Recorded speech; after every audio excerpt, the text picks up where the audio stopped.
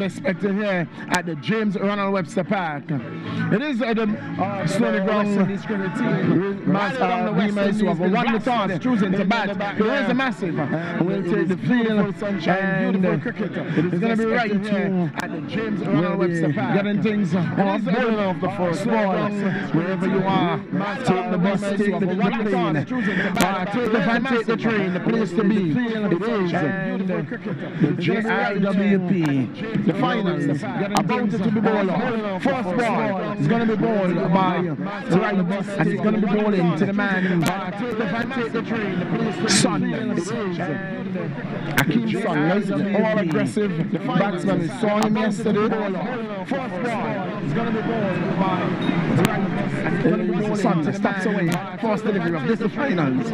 Wait for right. Right between umpire and stump. Left arm around the wicket. Bowls short and falling straight to short mid wicket. And he easily got no off the mark there, but he did it straight to short mid wicket. And no run resulting. Ball number one. That ball goes into the scorer's book. Right again. Bowls to Saunders. Short, and he hit this one in the air. Over the top of Medan. Runs here. They've gone for one. We'll come back for a second. And Williams really not the fastest in the best of days and carrying an injury. He's on two is Saunders, and Beamers are off and running. They're on two.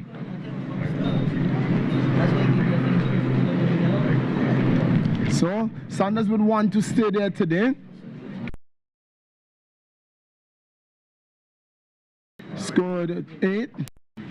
And got out. Here is right to bowl to Saunders. Saunders is back and looking to force that one through the offside ball, coming off the under edge.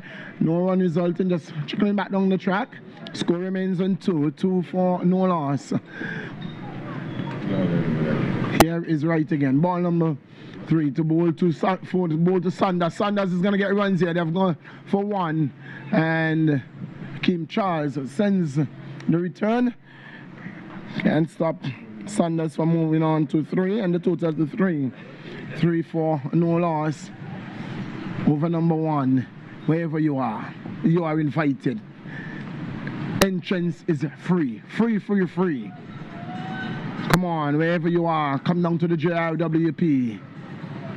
It is finals day in the APL season 2. As right around the wicket between umpire and stumps. Ball to Williams, Sean, and pushing down the ground. Sean Hodge is in attendance. The offside there at where the extra cover. Fields, no run resulting. Score remains on 3. Here is right again to bowl to Williams. Williams is back and forcing it straight to the man at backward point who doesn't feel. And this is going to race into the extra cover, into the backward point boundary. 4 runs. 4 runs to Williams. Not the best feeling there we see from Peters, and it goes into the boundary for 4. Yeah, certainly Peters probably not as loose as he would like to be, and just made an attempt as if he was going to field the ball, but just let it roll past him, and that was all that was needed for the ball to be hitting straight into the boundary. The fielders who were in close proximity was some distance away, and they just couldn't stop it. But feeling there on the part of Peters. Indeed. Well, we're expecting a full house here today. Expecting a full house. Persons would just been coming in from church and getting themselves together to come down to the JIWP. It's cricket, lovely cricket, and the beautiful sunshine here at the JIWP. In the distance, we are seeing the blue and white Central Polyclinic. The antenna flow in the distance, and the antenna for Anguilla, who is carrying a coverage live on the radio. It's Mega Charles.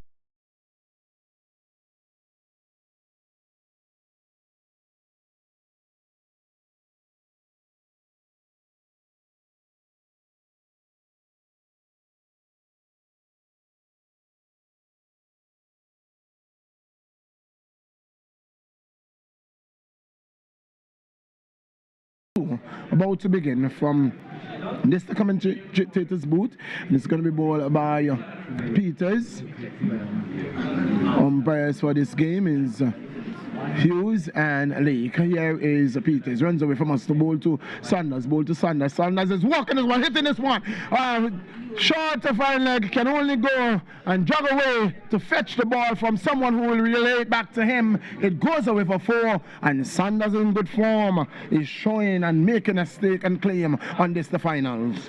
Good shot there from Sanders. We saw when he was playing yesterday in the semi-finals, did hit 2 shots for 4, and then as if he had a plane to catch, gave away his wicket. But I would want to think that today he has come with a different temperament and looking to be at the wicket for a very, very long time and to put up a very good score as well for the Beamers. Here is Peters again, turns, walks away, then breaks into his run, past the umpire to bowl to Sanders. Sanders is pushing it on the onside, down to mid-on, gets 1, he moves on to 8. Both batsmen up and running. Sanders is on 8, and Williams is on 4. The total moves on to 12. 12 for no loss. Sanders yesterday, well, he had a date somewhere at Valley Fest, and so he was in a hurry to get to his hot date at Valley Fest. Hope he would have enjoyed, and he has come out here today in the finals to really showcase his talent. It's a second over, been bowled. There is a hole up there now. Is Williams seeming to be having a conversation with the wicketkeeper and Slim.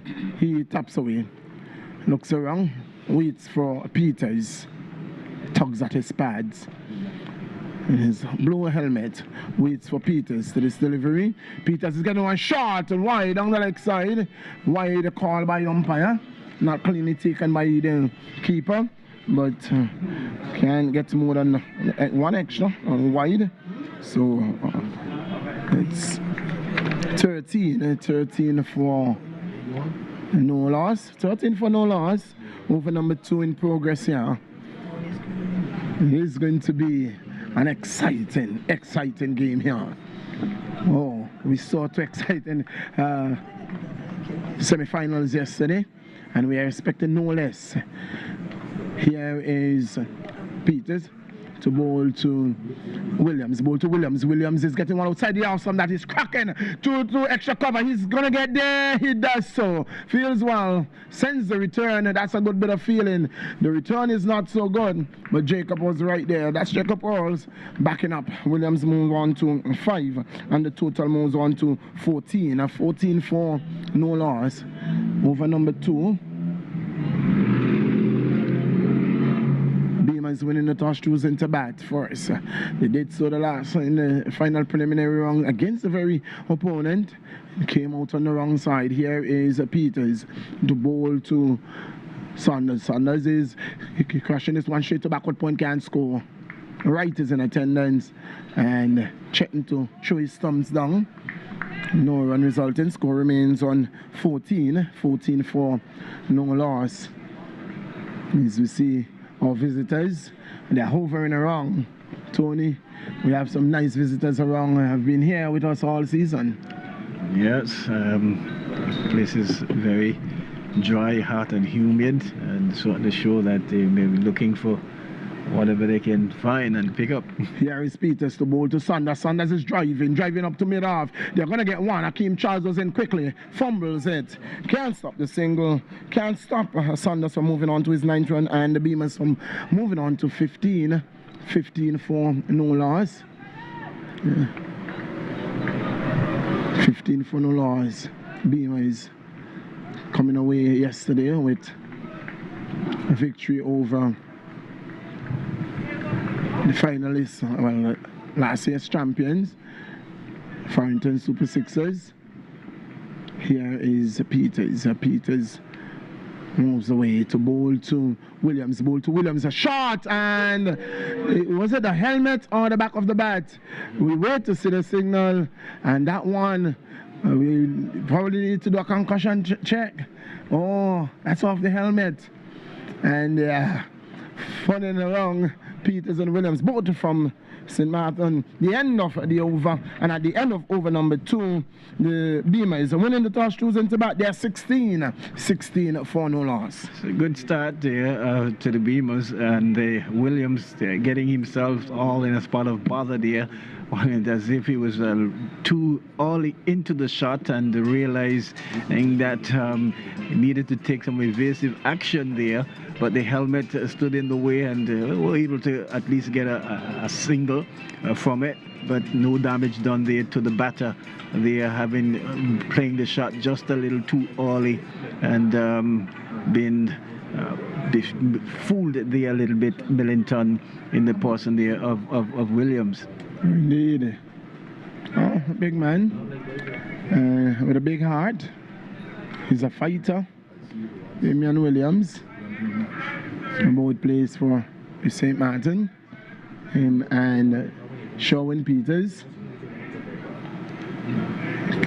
It's going to be right. Over number 3 from the Central Polyclinic and ball to Williams. Williams is tugging this one and tugging it past mid on 4 runs. Good shot there by Williams. He is hampered by hamstring injury from early in the preliminaries, and so he is standing like the big man Chris Gale and delivering.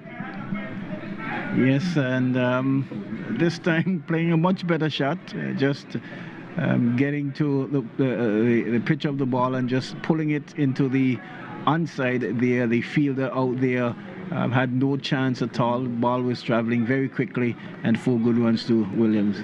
Here is right again. Tosses the ball from hand to hand. Moves away, ball to Williams. Williams is hitting this one in the air. Jacob Pauls is moving to his left, and one moment may have been interesting, but realizing that it will not get to him, taking the safer route. Fail and send the return. 10 is Williams, 9 is Saunders, who taps away in the maroon helmet. Wait for right, who moves away. Ball to Saunders. Saunders is back and hitting this one in the air, past mid on, and into the mid wicket boundary. Cornish for 4. Oh, they are on the move. Saunders has raced on to 13. 10 is Williams. The Beamers. And 25 is Beamers. Yes, they certainly are motoring along nicely here in just at the early start of the 3rd over. The Razor Massive themselves will certainly need to check themselves in the way they are bowling to these 2 batters. Otherwise, they could be facing a huge total here when they are to chase later through the day. Well, Tony, I'm not sure why they have man sweeping on the offside and not on the onside, or even pushing that man mid-on back. Push mid-on back or in a corner region. Why do you have the man on the offside? They're not interested in going through the offside right now. They're playing to their strengths. Here is right to Williams. Williams is again. That's exactly what I'm speaking about. That's 4 more. That's 2 forward of square. That goes away for 4 more. That's poor bowling, poor field setting. They should have, for me, Tony, my field would have been the square, the forward of square would be back, and my corner would be back, and force the batsman to go through the offside. Force him to go through the offside. Well, the line is probably not the right line at the moment, really, and here is right to bowl to Saunders. Saunders on this occasion is dabbing into one pass slip. He's gonna get 1. So Saunders is on to 18. 18, yeah. 18 is Saunders, and 10 to Williams. 10 to Williams. The score has moved on to 13.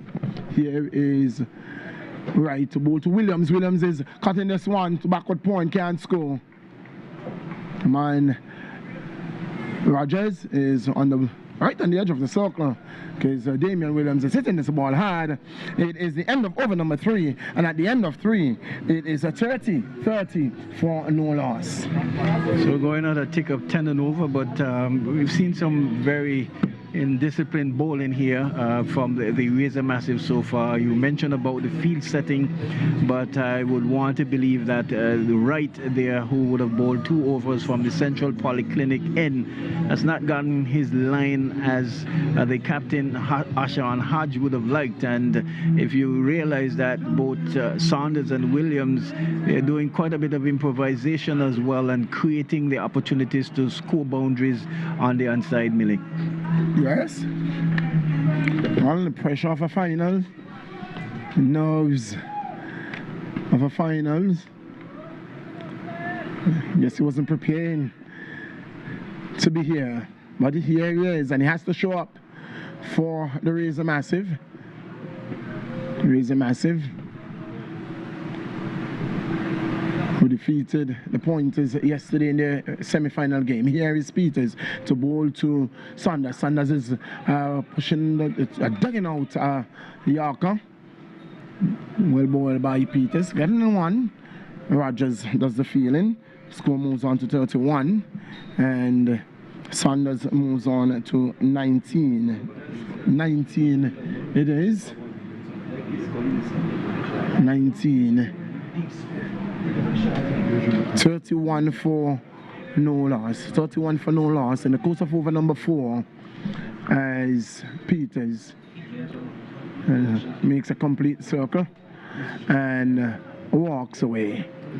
Then runs into bowl to Williams. Williams is pushing this one to his right, and to the right of Peters, who reached out, a very tall man, and with his reach was able to pull that one in and attempt to run out Williams, but he was right there. It's a good feeling there to his own bowling there is Peters, really showing a bit of flexibility. Put up the answer, let's go. Number 12.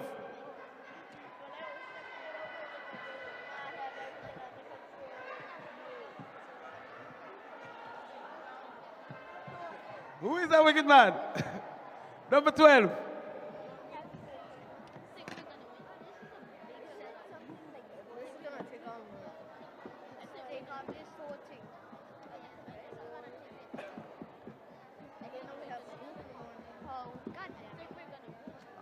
Answer?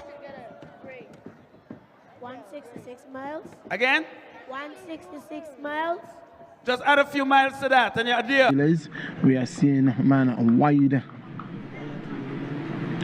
long off and my third man. Here is Peters to Williams. Williams is flicking this one down to fine leg, and Pauls sends the return and attempted to hit the stumps. Well backed up there by Ashan. Score moves on by 1 to 32. 32 for no loss. Williams moves on to 11.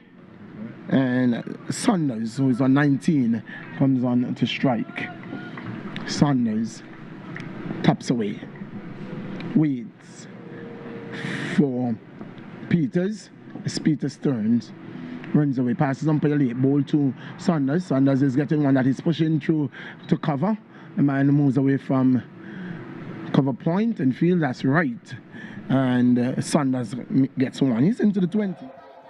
Just a few. He said 166. You need to add a few miles. 170. Excellent. Winner. Final question. Final bag. Leg. Third man in the circle. Slip. Backward point. Mid off.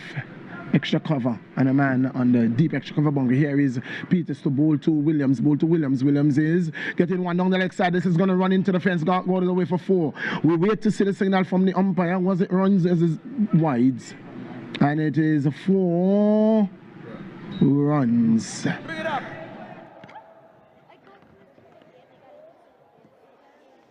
I know that. I know that. Final question.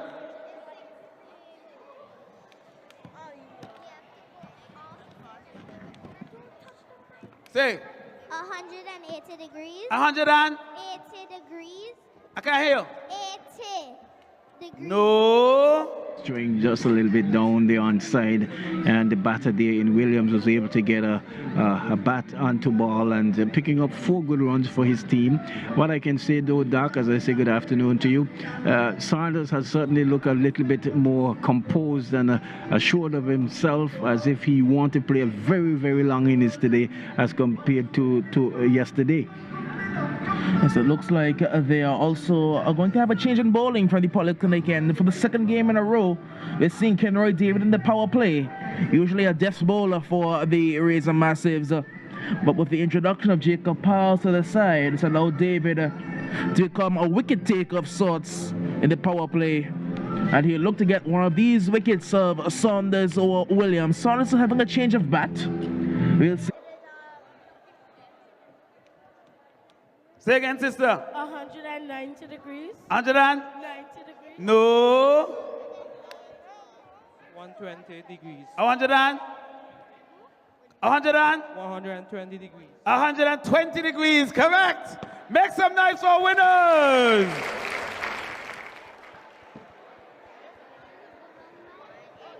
Aha, that's a good man. Make some noise for our winners.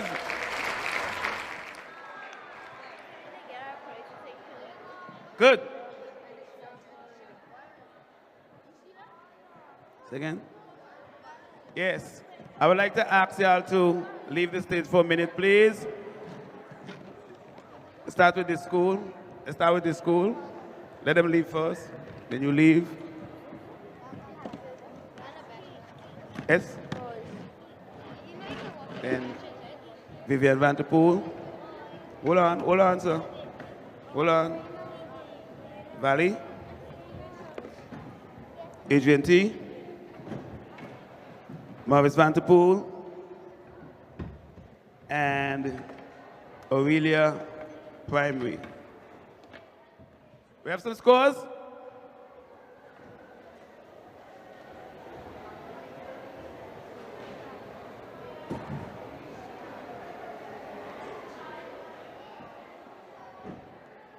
Okay. In the interest of time, while we are waiting for the results, we will do the vote of thanks first.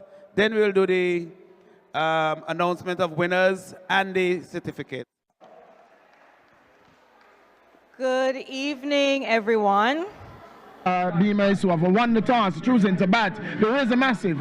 We'll take the field, and it is going to be right to will be getting things off, bowling off the first ball. Wherever you are, take the bus, take the plane, take the van, take the train, the place to be. It is the JRWP, the finals, about to be bowled off. First ball is going to be bowled by right, and it's going to be bowling to the man Saunders. Akeem Saunders, the all-aggressive batsman. We saw him yesterday.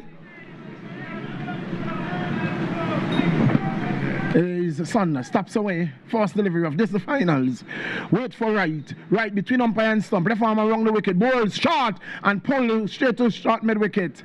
And could have easily gotten off the mark there, but hitting it straight to short mid-wicket, and no run resulting. Ball number 1, that ball goes into the scorer's book. Right again, bowls to Saunders, short, and he hit this one in the air, over the top of mid-on. Runs here, they've gone for 1, we'll come back for a second. And Williams really not the fastest in the best of days and carrying an injury. He's on 2 is Saunders, and B.W.I are off and running, they're on 2.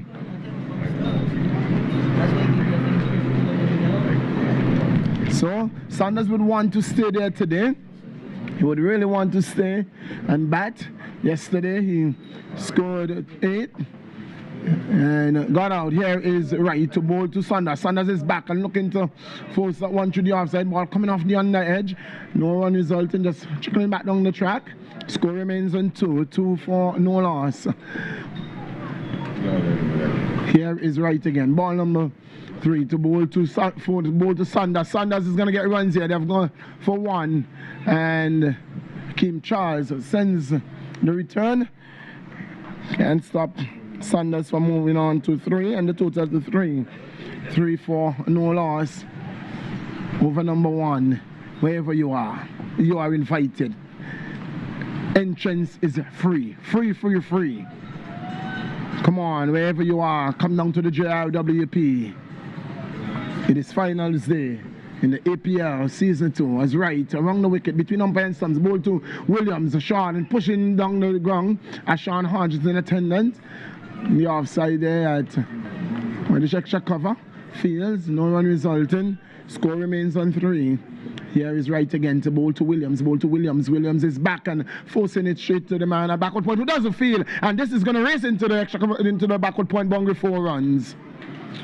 4 runs to Williams. Not the best feeling there we see from Peters. And it goes into the boundary for 4.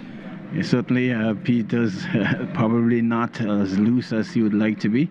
And just made an attempt as if he was going to feel the ball, but just let it roll past him, and that was all that was needed for the ball to be heading straight into the boundary. The fielders who were at least in close proximity was some distance away, and they just couldn't stop it. But poor feeling there on the part of Peters. Indeed. Well, we're expecting a full house here today. Expecting a full house. And persons would just been coming in from church and getting themselves together to come down to the JRWP. It's cricket, lovely cricket, and the beautiful sunshine here at the JRWP. In the distance, we are seeing the blue and white Central Polyclinic. And the antenna there for flow. In the distance, and the antenna for Radio Anguilla, who is carrying a coverage live and lively on the radio. It's Mega Charles of 54, who's been here with us from season 1 and from day 1 in season 2, carrying us live on YouTube. So wherever you are, if you're listening to us by radio and you want to switch to a live coverage on YouTube, it's Mega Charles 54. It's 7 for no loss at the end of over number 1. Over number 2 about to begin from this the commentator's booth, and it's going to be bowled by Peters. Umpires for this game is Hughes and Lake. Here is Peters. Runs away from us to bowl to Sanders. Sanders is walking this one, hitting this one. Short to fine leg, can only go and jog away to fetch the ball from someone who will relay it back to him. It goes away for 4, and Sanders in good form is showing and making a stake and claim on this the finals. Good shot there from Sanders. We saw when he was playing yesterday in the semi-finals, did hit 2 shots for 4, and then as if he had a plane to catch, gave away his wicket. But I would want to think that today he has come with a different temperament and looking to be at the wicket for a very, very long time and to put up a very good score as well for the Beamers. Here is Peters again, turns, walks away, then breaks into his run, past the umpire to bowl to Sanders. Sanders is pushing it on the onside, down to mid-on, gets 1, he moves on to 8. Both batsmen up and running. Sanders is on 8, and Williams is on 4. The total moves on to 12. 12 for no loss. Sanders yesterday, well, he had a date somewhere at Valley Fest, and so he was in a hurry to get to his hot date at Valley Fest.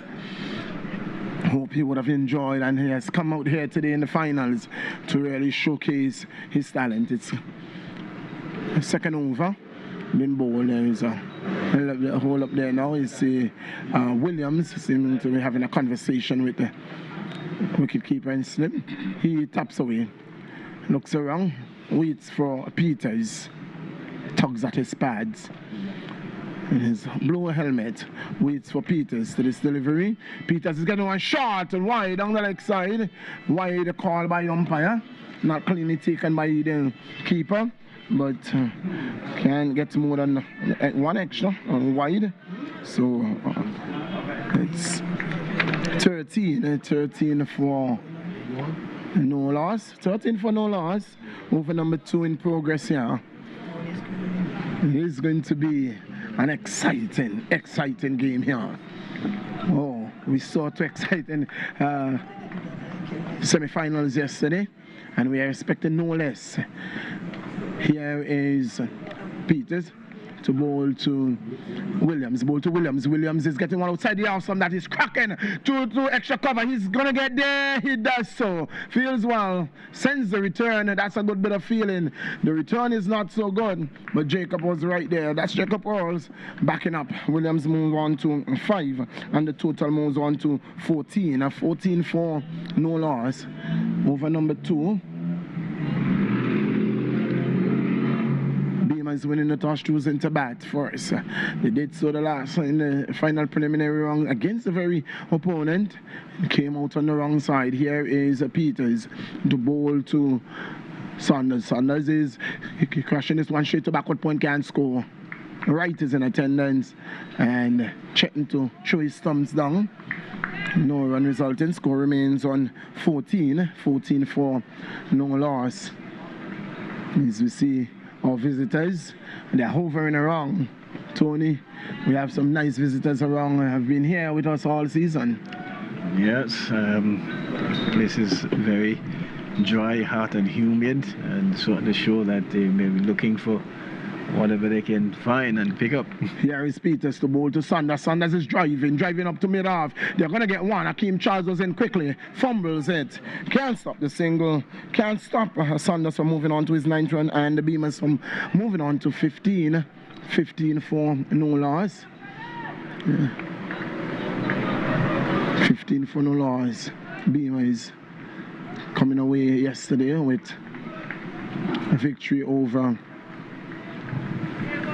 the finalists, well, last year's champions, Farrington Super Sixers. Here is Peters. Peters moves away to bowl to Williams. A shot, and was it the helmet or the back of the bat? We wait to see the signal, and that one, we probably need to do a concussion check. Oh, that's off the helmet.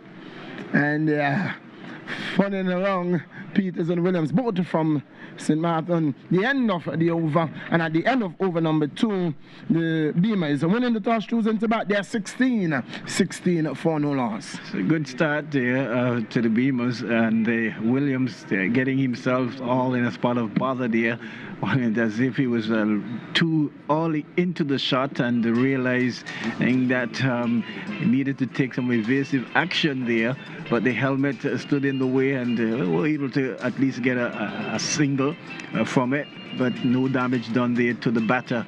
They are playing the shot just a little too early, and been fooled there a little bit, Millington, in the person there of Williams.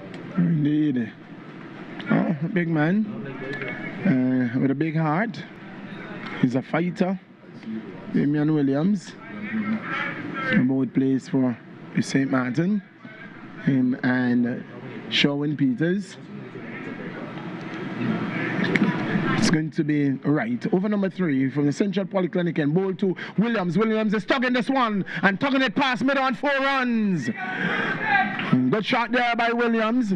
He is hampered by hamstring injury from early in the preliminaries, and so he is standing like the big man Chris Gale and delivering. Yes, and this time playing a much better shot, just getting to the pitch of the ball and just pulling it into the onside there. The fielder out there had no chance at all. The ball was traveling very quickly, and 4 good runs to Williams. Here is Wright again. Tosses the ball from hand to hand. Moves away, ball to Williams. Williams is hitting this one in the air. Jacob Pauls is moving to his left, and one moment may have been interesting, but realizing that it will not get to him, taking the safer route. Fail and send the return. 10 is Williams, 9 is Saunders, who taps away in the maroon helmet. Wait for Wright, who moves away. Bowl to Saunders. Saunders is back and hitting this one in the air, past mid-on, and into the mid-wicket boundary. Cornish for 4. Oh, they are on the move. Saunders has raced on to 13. 10 is Williams.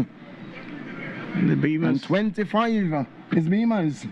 Yes, they're certainly motoring along nicely here in just at the early start of the third over.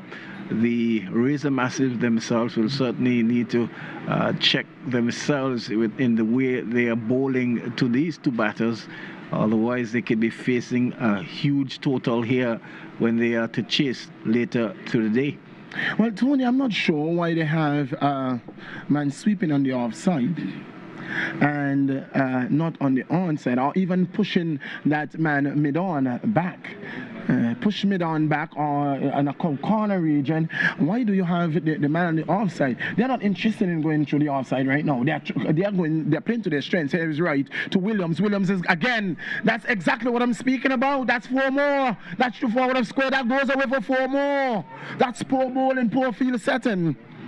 They should have, for me, Tony, my field would have been the square, the forward of square would be back, and my corner would be back, and force the batsman to go through the offside.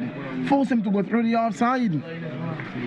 Well, the line is probably not the right line at the moment, really, and here is right to bowl to Sanders. Sanders on this occasion is dabbing into one pass slip. He's gonna get 1. So Sanders is on to 18. 18, yeah. 18 is Sanders and 10 to Williams. 10 to Williams. The score has moved on to 13. Here is right to bowl to Williams. Williams is cutting this one to backward point, can't score. Man, Rogers is on the right on the edge of the circle because Damian Williams is hitting this ball hard. It is the end of over number 3, and at the end of 3 it is a 30 for no loss. So going on a tick of 10 and over, but we've seen some very indisciplined bowling here from the Razor Massive so far. You mentioned about the field setting, but I would want to believe that the right there, who would have bowled 2 overs from the Central Polyclinic end, has not gotten his line as the captain Ashan Hodge would have liked. And if you realize that both Saunders and Williams, they're doing quite a bit of improvisation as well and creating the opportunities to score boundaries on the onside, Millie. Yes. All the pressure of a final, the nerves of a finals. Guess he wasn't preparing to be here, but here he is, and he has to show up for the Razor Massive. Razor Massive, who defeated the Pointers yesterday in the semi-final game. Here is Peters to bowl to Sanders. Sanders is pushing, dugging out Yorker. Well bowled by Peters. Getting 1. Rogers does the fielding. Score moves on to 31. And Sanders moves on to 19. 19 it is. 19. 31 for no loss. 31 for no loss. In the course of over number 4 as Peters makes a complete circle and walks away. Then runs into bowl to Williams. Williams is pushing this one to his right, and to the right of Peters, who reached out, a very tall man, and with his reach was able to pull that one in and attempt to run out Williams, but he was right there. It's a good feeling there to his own bowling. There is Peters really showing a bit of flexibility. Peters walks back very slowly, almost in a replay mode. Peters walks back to his mark. He turns, walks away, breaks into his run, passes umpire late, bowl to Williams to this delivery. Williams is stretching at one outside the line of the off stump, looking to give himself room, and made daylight between bat and ball. No run resulting, no contact made. 31 for no loss in the course of over number 4. Still very much within the power play, where only 2 fielders are allowed outside the 30-yard circle. In those two fielders, we are seeing man wide long off, and my third man here is Peters to Williams. Williams is flicking this one down to fine leg, and Pauls sends the return and attempted to hit the stumps. Well backed up there by Ashan. Score moves on by 1 to 32. 32 for no loss. Williams moves on to 11.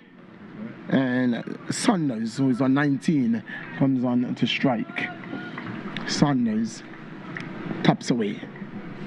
Waits for Peters. As Peters turns, runs away, passes umpire late, ball to Saunders. Saunders is getting one that he's pushing through to cover. The man moves away from cover point and field, that's right. And Saunders gets one. He's into the 20s. He's on 20, and the total moves on to 33. 33 for no loss. Peters is bowling to a long on. Short mid wicket, a fine leg. Third man in the circle, slip. Backward point, mid off. Extra cover, and a man on the deep extra cover bunker. Here is Peters to bowl to Williams. Bowl to Williams. Williams is getting one down the leg side. This is going to run into the fence. Go all the way for 4. We wait to see the signal from the umpire. Was it runs as is wides? And it is 4 runs. 4 runs. So Williams goes on to 15, and the total moves on to 37. 37 it is at the end of over number 4, and after comments from the man Tony, the next voice you're going to hear in the hot seat is that of B.W.I. Another good last ball there to end his second over there in the bowler there in Peters, just straying just a little bit down the onside, and the batter there in Williams was able to get a bat onto ball and picking up 4 good runs for his team. What I can say though, Doc, as I say good afternoon to you, Saunders has certainly looked a little bit more composed and assured of himself, as if he wanted to play a very, very long innings today as compared to yesterday. Yes, it looks like they are also going to have a change in bowling for the Polyclinic end. For the second game in a row, we're seeing Kenroy David in the power play. Usually a death bowler for the Razor Massives. But with the introduction of Jacob Powell to the side, it's allowed David to become a wicket taker of sorts in the power play. And he'll look to get one of these wickets of Saunders or Williams. Saunders is having a change of bat. We'll see if that will lead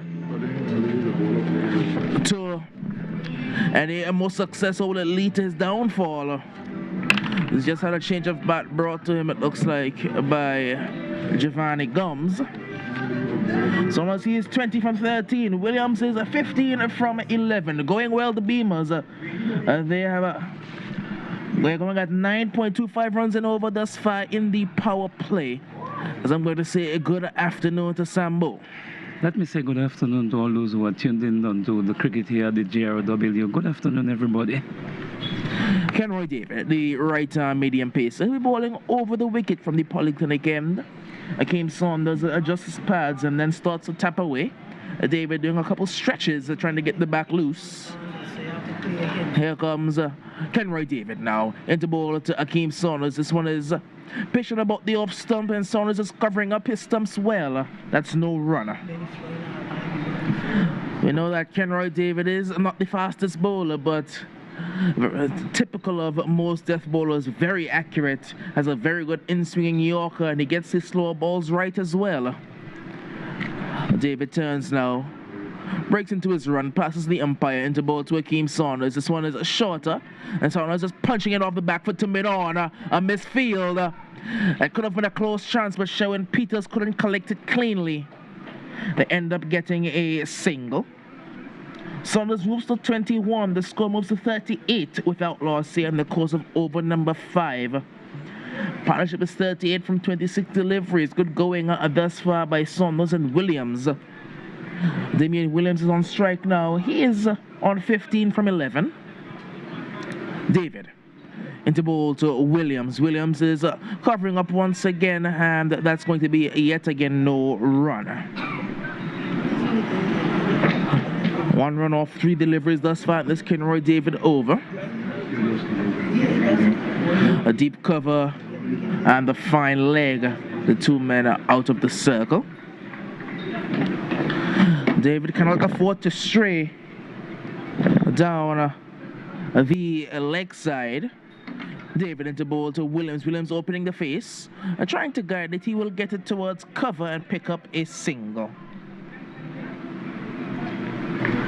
1 more run to Damian Williams. He's on to 16. It brings Saunders back to strike. 2 deliveries left in this over. Saunders is 21 from 15. Kenroy David turns now from the Central Polyclinic end into his runner, into ball to Akeem Saunders, and this one is whipped away behind the backward square. Keith Harrigan will not get there. That's 4 more runs to Akeem Saunders. A wonderful shot, whipped away behind square, in between the short square leg and the deep fine leg, perfectly placed. 4 runs. Yes, it was a very good stroke indeed. He leaned into it and flicked it. From the time it left the bat, 4 runs was written all over the face of that ball. 4 runs, well indeed. And it looks like he is more, Captain Ashawn Hodge is moving Keith Harrigan a bit squarer. Here comes David. Final ball of the over to bowl to Saunders. Slower ball outside line of the off stump. That's going to be no run. Good end to the over. Just 6 off it. It's 43 without loss. Yes, scoring at that rate will put them in the 150 region to score at that rate all through. There is a very good platform indeed to launch batting here this afternoon at the JRW. So after 5, they are 43 without loss. The Stony Ground Beamers going along well there. And there will be a change of bowling now from the commentary box in. So a double change in bowling. Jacob Piles will be coming into the attack. Piles bowled well in the last game, the semi-final yesterday. And he looked to continue his good bowling form here today. Another right-arm medium pace, another guy who bowls good slower balls. It's a very deceitful slower ball.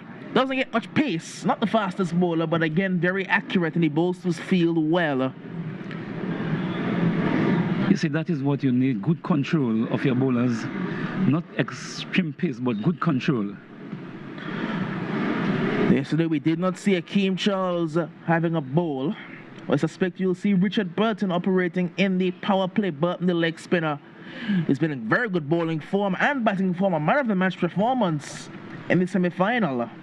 Scoring about 33 odd and being very economical in the middle overs. Suspect we'll be seeing him coming onto the ball not too far from now. This is the final over of the power play. It's been a good one for the Stony Ground Beamers. They're 43 without loss. Piles, the right-hand medium pacer, he'll be going over the wicket more than likely. It's the right-handed Damian Williams. We're able to get a bit of inward movement with his off-cutters as well as an assistance with the breeze blowing from east to west across the ground. A typical breeze here at the JRWP. Mid-wicket conference between Williams and Akeem Saunders. Richardson behind the stumps now gets ready. He's keeping very close to the stumps, Richardson, because Paz is not the fastest bowler. Paz walks now, breaks into his run into bowl to Damian Williams. Williams is going to drive it straight to short extra cover, where Captain Ashawn Hodge does the fielding. That's no runner. It's a deep cover and they long off the men out of the ring. Paul's is going to have to be very much outside off stump. Only 3 men on the leg side. Paul's into ball to Williams. Williams is tugging it into the leg side where Alric Rogers is at mid-on. It's just a single. Rogers right on the edge of the circle there at mid-on. Williams trying to tug one from well outside the line of the off stump. Wasn't able to get it off the middle of the bat. 44 now, as it's Akeem Saunders on strike. Pause into ball to Saunders, and Saunders is chipping this one high. It's not gone far, and Alric Rogers takes the catch. A wonderful catch there at mid-on. Akeem Saunders has to go, and Jacob Pauls has to break through. Yes, it was a very good catch indeed. From the time it left the bat, he kept his eye on it. It was a very good catch indeed. And Paz has got the breakthrough here for the massive here. A very slow ball indeed. It was no pace on that ball.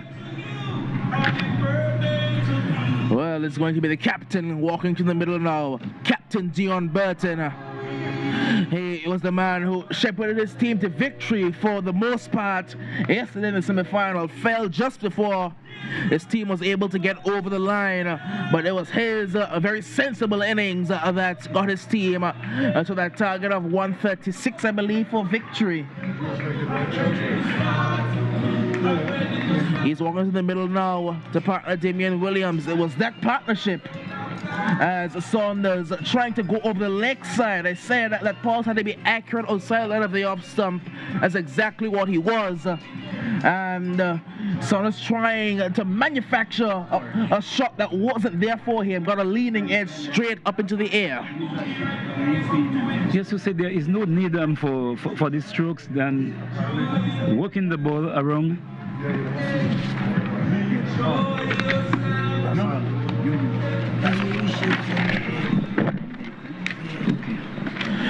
Yeah, there was no need for that stroke. Just work the ball around with a lot of gaps. 3 fielders on the leg side. Just work the ball and get singles. It's going to be Williams and Dion Burton, the partnership that got the team to the final. Will they be able to get them to a respectable total in this final? So a lot of batting to come for the Beamers. It's going to be Pals. He'll be bowling to Damian Williams. Pals breaks into his runner. The ball to Williams, and to this delivery, Williams is back and cutting it straight to cover. Fielding done by Akeem Charles. It's no runner. Good over the side by Pals.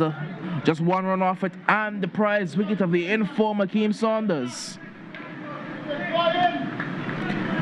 Here comes Pals once again. A few steps now, breaks into his light jog into ball to Williams. Williams is trying again to tug it into the leg side. Again, not making good contact, but again, he will scamper for a single. So moves on to 45 for 1 here in the course of over number 6. There's a conference going on between Kenroy David and Jacob Pals. So what field he wants to Dion Burton. It looks like it's going to be a long off on the boundary and a deep cover as well. Those are the 2 men out. They also have 4 men on the leg side this time. Rather than the 3 they had previously, they do have 4 on the leg. Here comes Jacob Pals. Over the wicket to the left-handed Dion Burton for the first time. Burton drives the extra cover. That's no run, and that's the end of the over as well. At the end of the power play, the Stony Ground Beamers winning the toss, choosing to bat. They're 45 for 1. Yes, it was a very good over here by Pals, in which he took the prize wicket here and got the breakthrough. But the Beamers are still set on course for a big total. What would be your total? You would be? I think that 140 would be the competitive total on this surface. We saw scores of around 140 yesterday, scores of 135 and 134, I believe, yesterday. Look again at the wicket of Akeem Saunders. It was a change of pace, it looked like, from Pals as well, rolling his fingers on the ball. And Saunders just couldn't time it, just skied it. A very good catch, I must say, from Alric Rogers. A very, very good catch. As it looks like the leg spinner and Richard Burton will be coming into the attack. It's David and Burton both there. Captain Sean Hodge comes in for comments as well. But it looks like it's going to be the leggy and Richard Burton will be taking up the attack now. Burton bowled very well yesterday. He's pretty much become their middle over specialist. Bowls straight through the middle overs. And he bowls very well. Burton will have a spread field, a deep square leg, a long on, long off, and a deep cover. And now a deep backward square leg goes into place. So a short extra cover, a point, and a third man as well as a mid wicket, all in the ring for the Razor Massive and the leg spinner in Richard Burton. Burton into his run now to bowl to Williams, and Williams is driving it straight back to Burton for no run. Burton is very accurate, doesn't turn the ball too much, but he's very accurate. Here comes Burton once again to bowl to Williams, and Williams is driving it down to a long on. This time he will get a single. Goes on to 46 for 1 here in the course of over number 7. 46 for 1. As it brings Dion Burton to strike. The two Burtons here. As Burton looks like he'll be Richard Burton, that is, looks like he'll be going around the wicket between umpire and stumps. Richard. He's into bowl to Dion Burton. This one's down the leg side. It's going to be called and signaled a wide.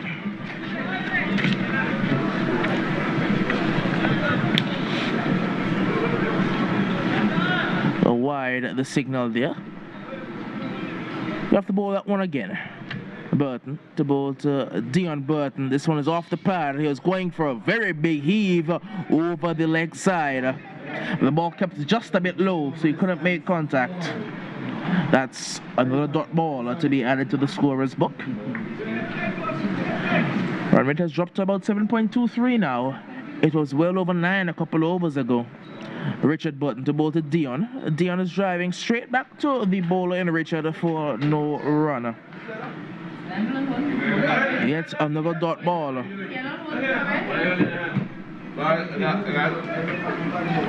Richard.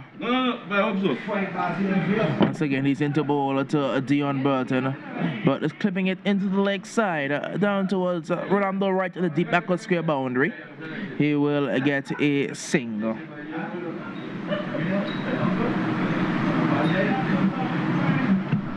One delivery left in this over, the 7th over. Just 3 off it thus far for Richard Burton. Got over the leg spinner. Tossing the ball from hand to hand. Now breaks into his unorthodox run to bowl to Williams. Williams is trying to carve it over the offside. The man at the extra cover boundary, and Charles does the fielding. It will be just a single to end the over. And at the end of 7, it's 48 for 1. 49 for 1. Yes, it was a very good over by Richard Burton here, the leg spinner. And the Beamers are going just about 7 runs and over, 7 sevens, 49 here. They're still on course for a very big total. They do have a lot of batting left in the shed, as I mentioned earlier. A lot of power hitting left in the shed. They have the likes of Giovanni Gums. They have Shaka Hodge, was in Mentos, as well as their new signing in Colin Heimer. Yes, still a lot of batting to come. They even have old Chapeau Ron Rogers. That's going to be Jacob Piles to continue his spell of bowling here from the commentary box end. Piles having his field set. There's no one deep behind square. Very large gap between the deep mid wicket and the short fine leg. There's nobody square of the wicket on the leg side. Only Keith Harrigan, the lone soldier, behind square on the leg side. So Piles will have to be accurate outside of the off stump. It looks like the man, Alec Rogers, he's very, very straight here at long on. He's very straight. And now he's being sent a bit squarer. A couple steps to his right. Here comes Piles. He's into ball to Williams. Williams is carving it, but straight back to the bowler in piles for no run. Piles is bowling very well. Just conceded 2 runs and has the wicket. Into his second over, Jacob Piles. Walk now into his light jog to bowl to Damian Williams, and Williams is getting a top edge. It's going to fall straight into the arms of Richard Burton at short fine leg. That's the second wicket for Piles. Damian Williams has to go. You say there was no need for that stroke here. He threw everything at it. Just getting the top edge, and Burton took a very wonderful catch indeed. Just gave away his wicket when he was set to score some runs. He gave away his wicket here at the JRW. You have to play Jacob Piles like a spinner. You have to play him like a spinner because he bowls at the pace of a spinner and his cutters get the movement of a spinner. It's going to be Michael Palmer, I believe. Michael Lewis, sorry. Not Michael Palmer. Lewis, the new batter.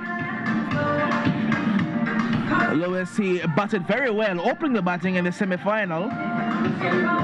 He'll be coming in now to partner Dion Burton.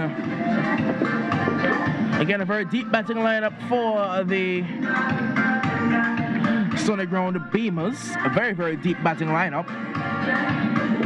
They're batting all the way through the innings. They didn't even mention they have the man Daniel Dorham there. Very powerful strike of the cricket wall, Daniel Dorham. Yes, he's a very good hitter of the ball. When he connects, you know what is the result of hitting that ball. It flies a very long way. The batter's crossed, so it's going to be Dion Burton on strike. Burton, he's 1 from 4 deliveries.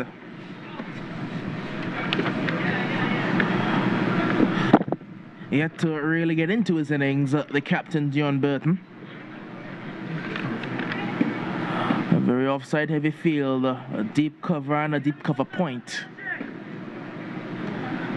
Here comes Piles over the wicket to the left-handed Dion Burton until his delivery. Burton is driving, and it's going to get past the short extra cover and down to long off for a single.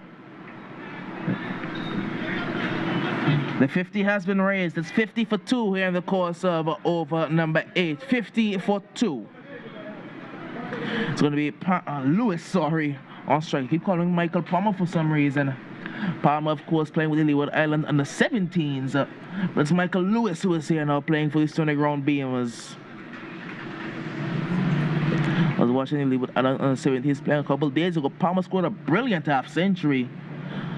A very, very good knock for young Michael Palmer. But it's Lewis on strike. Piles into bowl to Lewis, and Lewis is looking to pull this one. It's down the leg side, called and signaled a wide. So moves to 51. 51 for 2 in the course of this, the 8th over.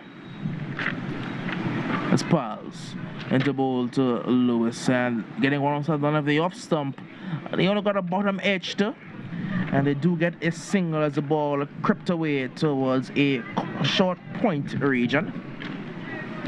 52 for 2 now. 2 deliveries left in this over by Piles. It's not been a bad one. He's picked up a wicket and he's only conceded 3 runs. He's 2 for 5, Jacob Piles, bowling very, very well. Jacob Piles into bowl to Dion Burton. Burton is getting a full toss, but he can only play it at a short mid-wicket. No runner. He could have tried to put that one away, but couldn't get it over mid-wicket. Only succeeded in hitting it along the ground. Here comes Jacob Piles once again. Right arm over the wicket to bowl to Captain Dion Burton. Burton down the track. Very good bowling from Piles. He put it wide. Oh, he couldn't quite keep it within the wide line.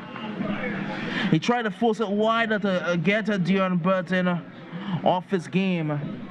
And it was called and signaled a wide by the umpire. Here comes pass into ball to Dion Burton. But opens the face, guides it down towards a deep cover. They will get a single.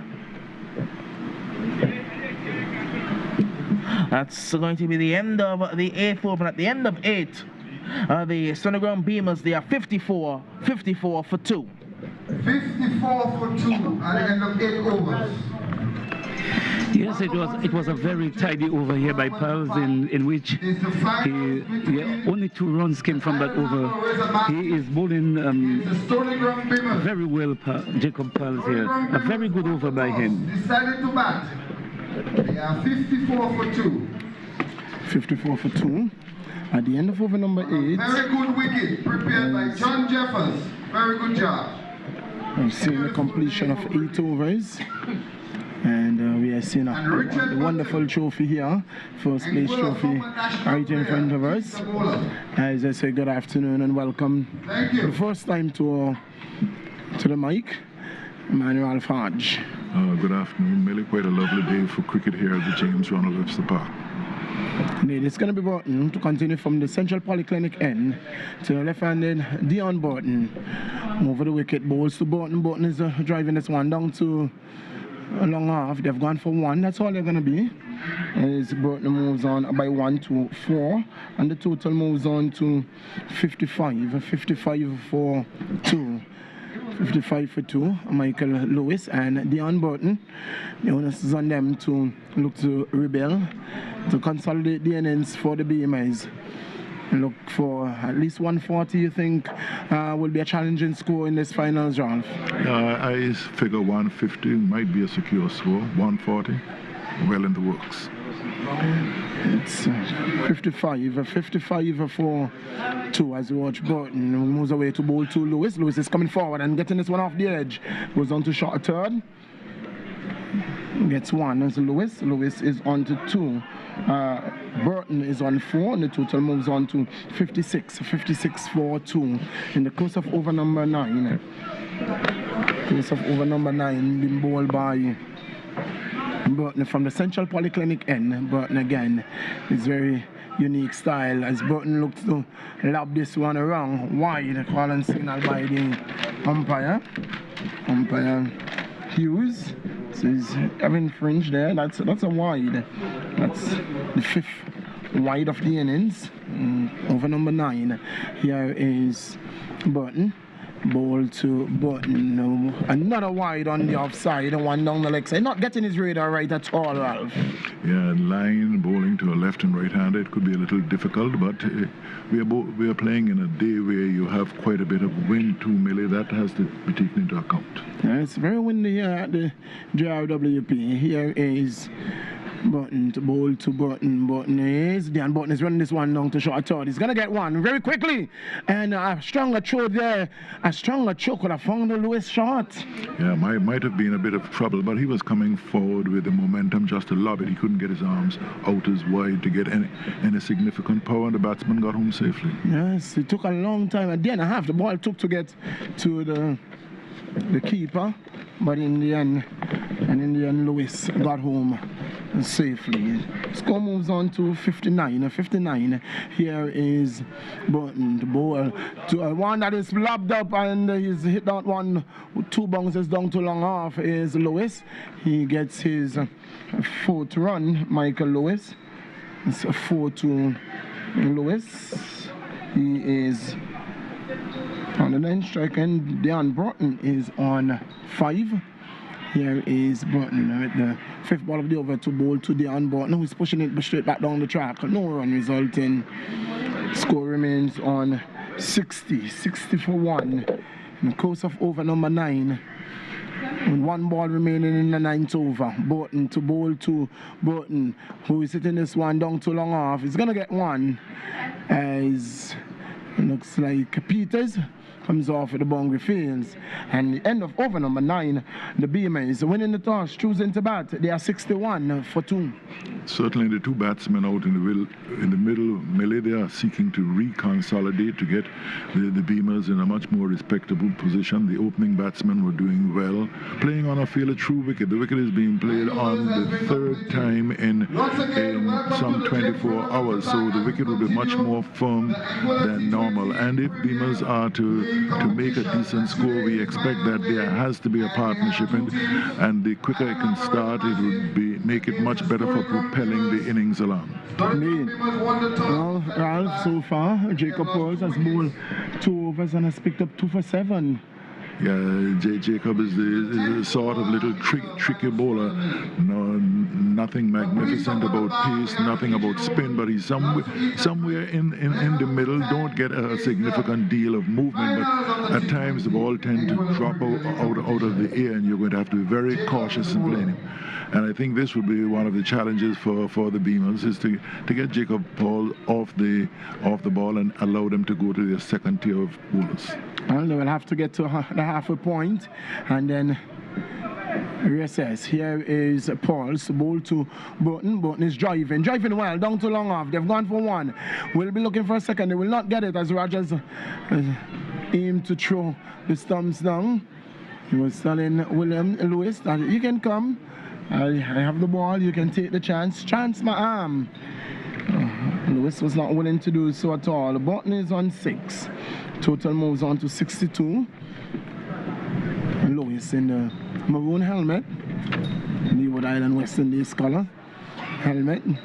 Looks wrong. Long on, long off. Mid wicket. Deep extra cover. And backward point boundary. Here is Pauls, the ball to Lewis. Lewis gets a full toss and he's hitting it down to the man coming around there from the point boundary. Gets 1 is Lewis. He moves on to 5, and the total moves on to 63. 63 in the course of over number 10. Beamers winning the toss, choosing to bat. They were at the same, just about the same stage yesterday at the halfway point. Yeah, well, certainly nearly every team in this competition so far, this is the range. After 10 overs, you're somewhere between 50 and 70 runs. Here is Pauls, the ball to Burton. Burton is hitting this one down to backward point. He gets 1, looking for a second. It's not there. Charles sends a good return to the keeper. Burton moves on by 1 to 7, and the total moves on by 1 to 64. 64 for 2. 9.3 overs gone. Jacob Paul so far conceding a single in every ball of the over, and that's the way you would have to play him. Play him like a spinner. Be satisfied with 1 run a ball. You put away the bad ball and look to take advantage from the other end. Here is Pauls, the ball to Lewis. Lewis is coming forward, and when he gets there, he realizes that's a good ball and pushes down on the offside. Ashan Hodge. Straightish extra cover fields, no run resulting. Score remains on 64 for 2. And over number 10. Course of over number 10 min ball here. Here is Pauls again to bowl to Lewis. Lewis is getting outside the line of the off stump, looking to hit that one through the offside. And Paul's hand goes to head. No run resulting. Score remains on 64 for 2. It's a beautiful day for cricket. It's finals day of the APL season 2. So watch Jacob Pauls again, moves away to bowl to Lewis. Lewis is again outside the line of the off stump, and a loud appeal. Not out, says the umpire. Over number 10. It's a halfway mark, and at the end of 10, it's Beamers winning the toss, choosing to bat. They are 64 for 2. No major heroics so far in terms of batting or bowling. The Beamers losing 2 wickets. The score progressing to 64, something like 6.4, just under 6.5 runs and over in the first 10. And certainly this is finals, and to make it the sort of match we will want it to be, the batting side will have to put some more runs on the board. And throughout this tournament, we noticed that the second half of the batting has not produced many runs in terms of carrying up the scoring rate. They'll be looking for another maybe 100 runs because there is the batting there. The pitch is hard and firm. It's a nice day for cricket. Pitch is playing true, so certainly we will await to see what happens. And so far, it is virtually even Stevens at this point in time. And Zulma, a very pleasant good afternoon. Welcome to our microphones. Good afternoon, Ralph. Good afternoon, radio listeners and the entire media public. It's good to be back here at the JRWP. We're watching the finals. Today happens to be the finals. The B.W.I versus Razor Massive. The Razor Massive here at the JRWP. And it's a good time to tell you about our sponsors for this tournament. Sponsors are Jerry Suda and Miha J. Suda, American University of Anguilla, Arrow Resort and Golf Club, Medical Insurance, Carita Walgreen, Lendham, Zemi Beach Hotel, Public Bank of Anguilla, King Ocean, National Commercial Bank of Anguilla, Sid and Supermarket, Anguilla Electronics, Safe Cargo, Best Buy Supermarket, Mega Charles, 54 Clean Stream, Radio Anguilla, Pass FM, Lloyd's Live, 97.7 FM Radio, This World, and Lower Park, along with Jacob Jones, all of those persons and entities who I mentioned came on board to sponsor this tournament, and it is not too late to come on board and contribute towards this.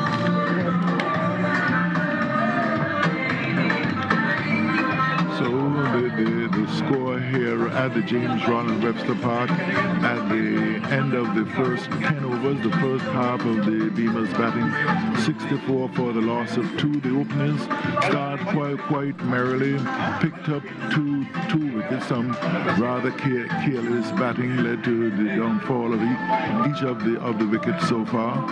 But now we are going into the determining part of the match where we are facing the second 10 overs for the Beamers, and that will determine where we have to go in terms of a target in the finals. The players have been refreshed after 10 overs. The Beamers in their bright yellow, all yellow, and the Razor Massive in their, I think it's maroon or red. I'm somewhat colorblind, so I might not be giving you the accurate position regarding the colors. The umpires in the match today, umpire Calvin Hughes and umpire Keith DeLay. Quite a nice day for cricket. A bit of cloud over the St. Martin area, but nevertheless high up in the air, some bright blue skies. And when we look around down towards the Central Polyclinic area, the bright blue and white, the cars in the parking lot looking across towards the finance area and the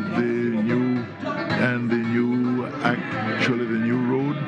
And we are virtually ready to start cricket again, and welcome back, Millie. Yes, Lee. It's going to be a change of bowling from the Central Polyclinic end. And again, I'm seeing another bowler bowling a white ball in white sleeves. Well, certainly that is not in the spirit of the game. You cannot wear white against not have a white background. It's amazing that the umpires would not have picked it up. That is why we are not playing cricket in whites, because we are playing with a white ball, and it's virtually illegal. It's like taking your chances. But once the bowlers will get away with it, Miller, they will try it. Yes, it's going to be David who is going to. It's not standard. This is David. It's David who is going to be coming from the Central Polyclinic end to left-handed batsman. He's going to be bowling right arm around the wicket to the left-handed batsman. But now you have a third man on the point boundary. backward point and extra cover. That's the offside field and a long off. On the onside, a short fine leg, short mid wicket, long on, and mid wicket on the boundary. Here is a ball outside the line of the off. That would have been a wide. Oh, why did he even attempt? And they're going to get a single. They're going to get through for one. They are going to look for a second. No. But that was a wide delivery. He stretched, got a bottom of a bat to it, and gets himself one run. Total moves on to 65 rather, 65 for 2 in the course of over number 11. Broughton is on 8. With him is Lewis. He is on 5. Lewis is on strike. Right-handed batsman Lewis. The field changes over to accommodate the right-handed batsman, Michael Lewis. Is a field change. It's ensuring that field is in the position where he wants it. There's David to Lewis. That's down the leg side. They've gone for one. Is it runs? They're looking for a second run. This could be trouble. He gets home well, very easily. Very easily, and that's a leg by. So leg by says umpire Hughes. So total moves on to 67 for 2 over number 11 in progress. 67 for 2. Michael Lewis, that was very good running, very good understanding. Michael Lewis saw that Rogers had to make a lot of ground and doesn't have the best of arms, and he came back for the second run. Here is David to bowl to Lewis. Lewis is on driving nicely. They've gone for one, looking for a second. No, they're not going to get it there. It's Peters who came off the long on boundary. Feels well, sends the return back to the bowler. Score moves on by 1 to 68. Lewis is on to 6. Beam is winning the toss, choosing to bat. So watch David moves away to bowl to Burton. Burton is dabbing this one straight to point and takes off, gets one. They can be looking for a second. They're coming back for it. And they're going to get it very easily too. And they can get a third, and they're going to get it too. Oh. Okay, and they can get a fourth, and they're coming back for a fourth. And they can get a fifth run. Oh, my. A comedy of errors. And 4 runs. Well 4 runs by Burton. And all this happened in the 30-yard circle. Yes, certainly not backing up properly. And as you said, Millie, a comedy of errors. There should have never been more than the single in that. The score moves on to 72. And a ball that was played to the backward point on the edge of the circle. 4 runs. Don't ask me. Just relax, have a drink, you'll know. 72 for 2. Burton is on 12. Burton is on 12. Lewis is on 6. As we watch David who runs away past the umpire, bowl to Burton down the leg side. Wide call and signal by the umpire. Score moves on by 1. Extras on to 7. And 73 is the score. 73 for 2 in over number 11, been bowled by David from the Central Polyclinic end. David turns, that's the way it is. Burton goes on the track and does some gardening. Here is David to bowl to Burton. Burton is advancing and then gets there, realizing that the ball was touch wide. Got a bat to it, but Burton feels well on this occasion. No run resulting. Score remains on 73 for 2 over number 11. And Burton is advancing a little too early, so the bowler is spotting it and pitching it a little wide. Indeed. Giving the bowler heads up. Here is David. There's a slow ball. He's running this one to short third. They have gone for one. Will come back for a second. He's sprinting back. This could be trouble!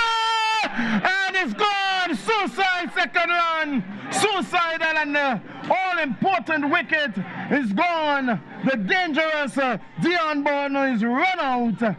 Run out for 13. And the B.W.I has suffered a further setback. Yes, sir, certainly never a second run in that. Played back towards backward point. The fielder came to his right, and when he was completing the run, the fielder was virtually in the process of picking up the ball. So that's a wicket that could be considered given away on that occasion. There was no need to hustle for the second, and they certainly paid the price, Millie. Indeed, that wasn't 2 runs at all. That wasn't 2 runs, and in the end, Burton committing suicide. He goes for 13. It's 74 for 3. The B.W.I's. Durham, the tall left-handed batsman, all around the St. Martin Leeward Island player, walks to the middle to join his counterpart and Michael Lewis, and they will have to now rebel and consolidate and look to bat very deep into this innings to amount a score of respectability. Certainly there is no element for consolidating now, Millie. You're talking about another 9 overs, 54 balls, so whatever they are going to have to do, they are going to have to be in a haste to do it. First of all, they'll be looking for a total of more than 1 run per ball, and then looking maybe for 7 runs per over, or if they can dare getting towards 8 per over. Yes, well, not a good judge of a run there at all. Ball was dabbed to short third, looking for a second run, and Rogers was quickly off the mark, and Hawley returned to the wicketkeeper Kishan Richardson, who whipped the bails off, and they saw Dion Burton miles down the track. Here is Jacob Pauls with his final over. So far he has bowled 3 overs and picked up 2 for 10. 2 for 10 from his 3. Jacob Pauls. Daniel Durham, the new batsman. To Michael Lewis, long off. The extra cover, backward point. There's a man going into short third. And extra cover, the offside field. On the onside, there is a man on a long on boundary, short mid wicket, deep mid wicket, and short fine leg. Here is Pauls to bowl to Lewis. Lewis is coming forward and walking that one. On the onside, this could be trouble, and he slipped and was able to regain his balance and got back in his crease. Well, he went turning and really his shoe failed, but was able to get back into his crease, Ralph. Score remains on 74. 74 for 3. 74 for 3. Here is Jacob to bowl to Lewis. Lewis is getting this one off the outside edge. It's running close to the boundary. Is it going to get into the third man boundary? In fact, it does. It goes away for 4. Well, certainly that was a better shot this time. The batsman opening the face of the bat and just allowing to slide off to the left of the fielder at backward point and into the boundary. And really, I was just contemplating on the wisdom behind bowling out Pauls, is because he seems to be the kind of difficult person if you're going on a run hunt later on. But once you get rid of him, then it might certainly be easier for the other batters. Well, it might be easier for the other batters, but it may be pressure for the other batters, as they would have to come in and get an immediate start. And so the pressure is all around. It's the pressure of the finals. It's the pressure of the finals. Jacob Pauls, number 7 on his back, moves away in his final over to bowl to Lewis. Lewis is getting one that is cracking away down to the man on the extra cover boundary. They have gone for one. While everybody is going down. The fielder went down, the batsman going down. For the second time we have seen Lewis hitting the deck. Score moves on by 1 to 79. Lewis is on to 11. Durham yet to face a ball. 11 from 13 is Michael Lewis. Daniel Durham. about 6'2", 6'3", somewhere there, Ralph. Well, about 6'7", somebody said. Oh, he's a very tall man. A very tall man.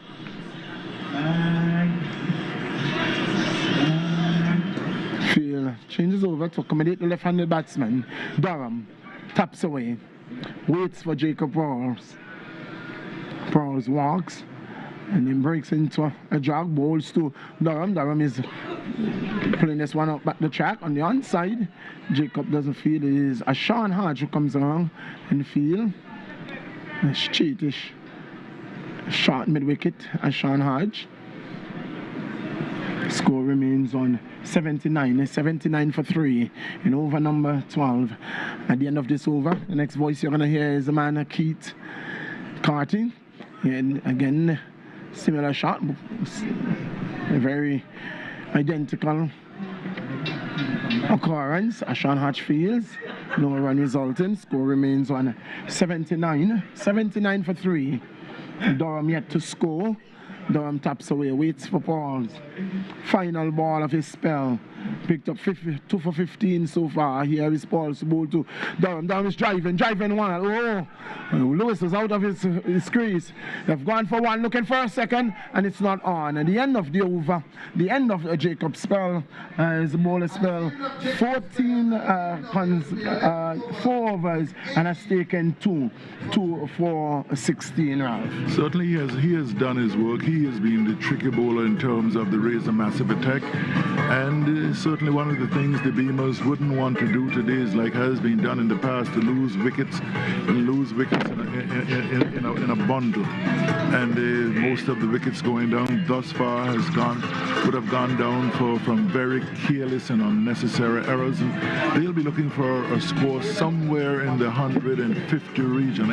Anything under that would always be suspect on this firm Webster Park wicket. But it's left to be seen, and welcome, Keith. Well, good afternoon to you, Ralph. Good afternoon to all our listeners to the feed that we are transmitting here from the Webster's Park in the Valley, Anguilla. Of course, it's the final of the Anguilla Premier T20 League, and of course, this game is between Razor Massive and the Stony Ground Beamers, and I would predict that we should have a very interesting finish come this afternoon. But at present, the score 80 for the loss of 3, unbeaten so far. Lewis has 11 and Durham has 1. So we're in the course of the 13th over now, and it's going to be, is it Burton to bowl from the far end? Yeah. And he's going to be bowling to Daniel. Durham comes up to bowl to Durham. Durham gets the that he goes back to and punches it back over the bowler's head and down to mid-on, where Jacob came off the boundary to do the feeding. Not before the batsman crossed for a single, which takes the score now to 81 for the loss of 3. Durham goes to 2. And as we welcome Relford Kilsick to the microphones. Yes, good afternoon, listeners, wherever you are. And we are in for an exciting game here, the finals of the 2022 APL. So wherever you are, if you're at home, you come to the Webster's Park, or you can watch on the television. That's YouTube, Mega Charles 54. So check it out, or you come or listen to the radio. So Burton is going to come in to bowl to Lewis once more. The score 81 for the loss of 3 in brilliant sunshine. Here is Moulton as he comes up now to bowl to Lewis.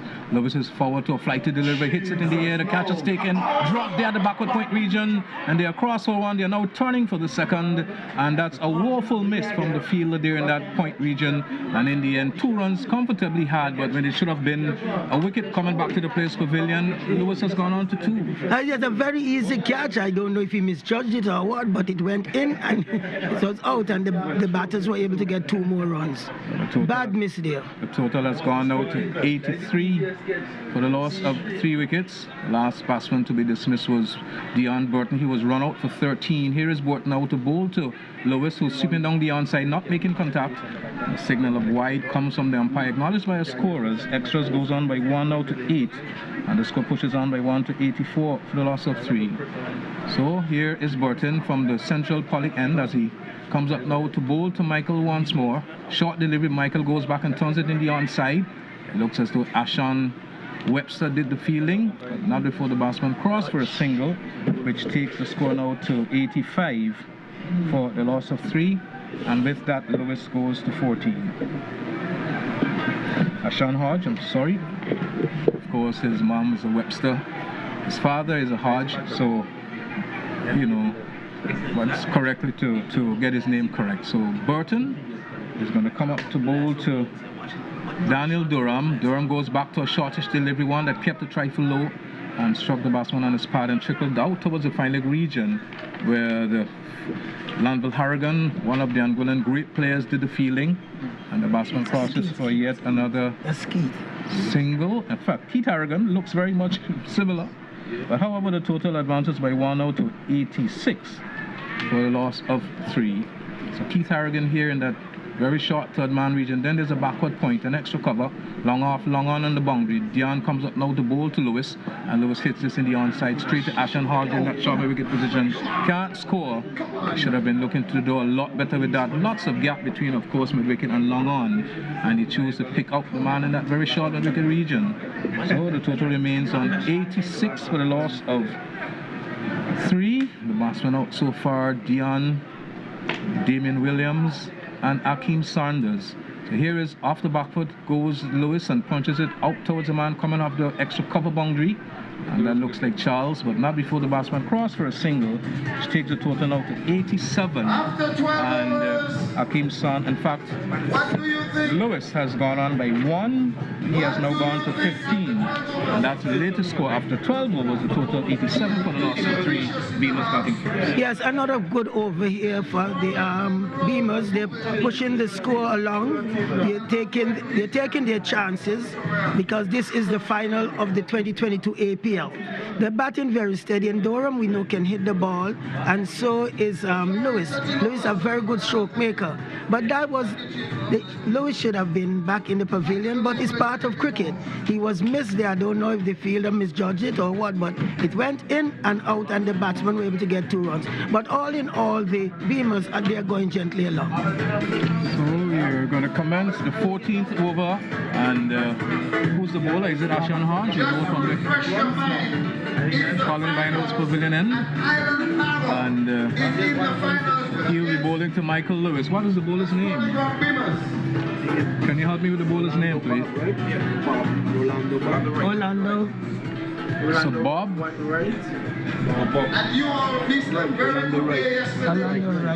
Okay. So Wright, Rolando Wright will pick up the attack from the player's pavilion end, and it's going to be, look like it's bowling left arm between the umpire and the stumps around the wicket to bowl to Michael, who downs the track and drives back past the bowler, and that ball should have been easily stopped, but in the end it was not. The batsman contemplating a second, that feeling from Peters coming off the long on area, and as a result of that, the score remains on 1 to 88 for the loss of 3 in over number 14.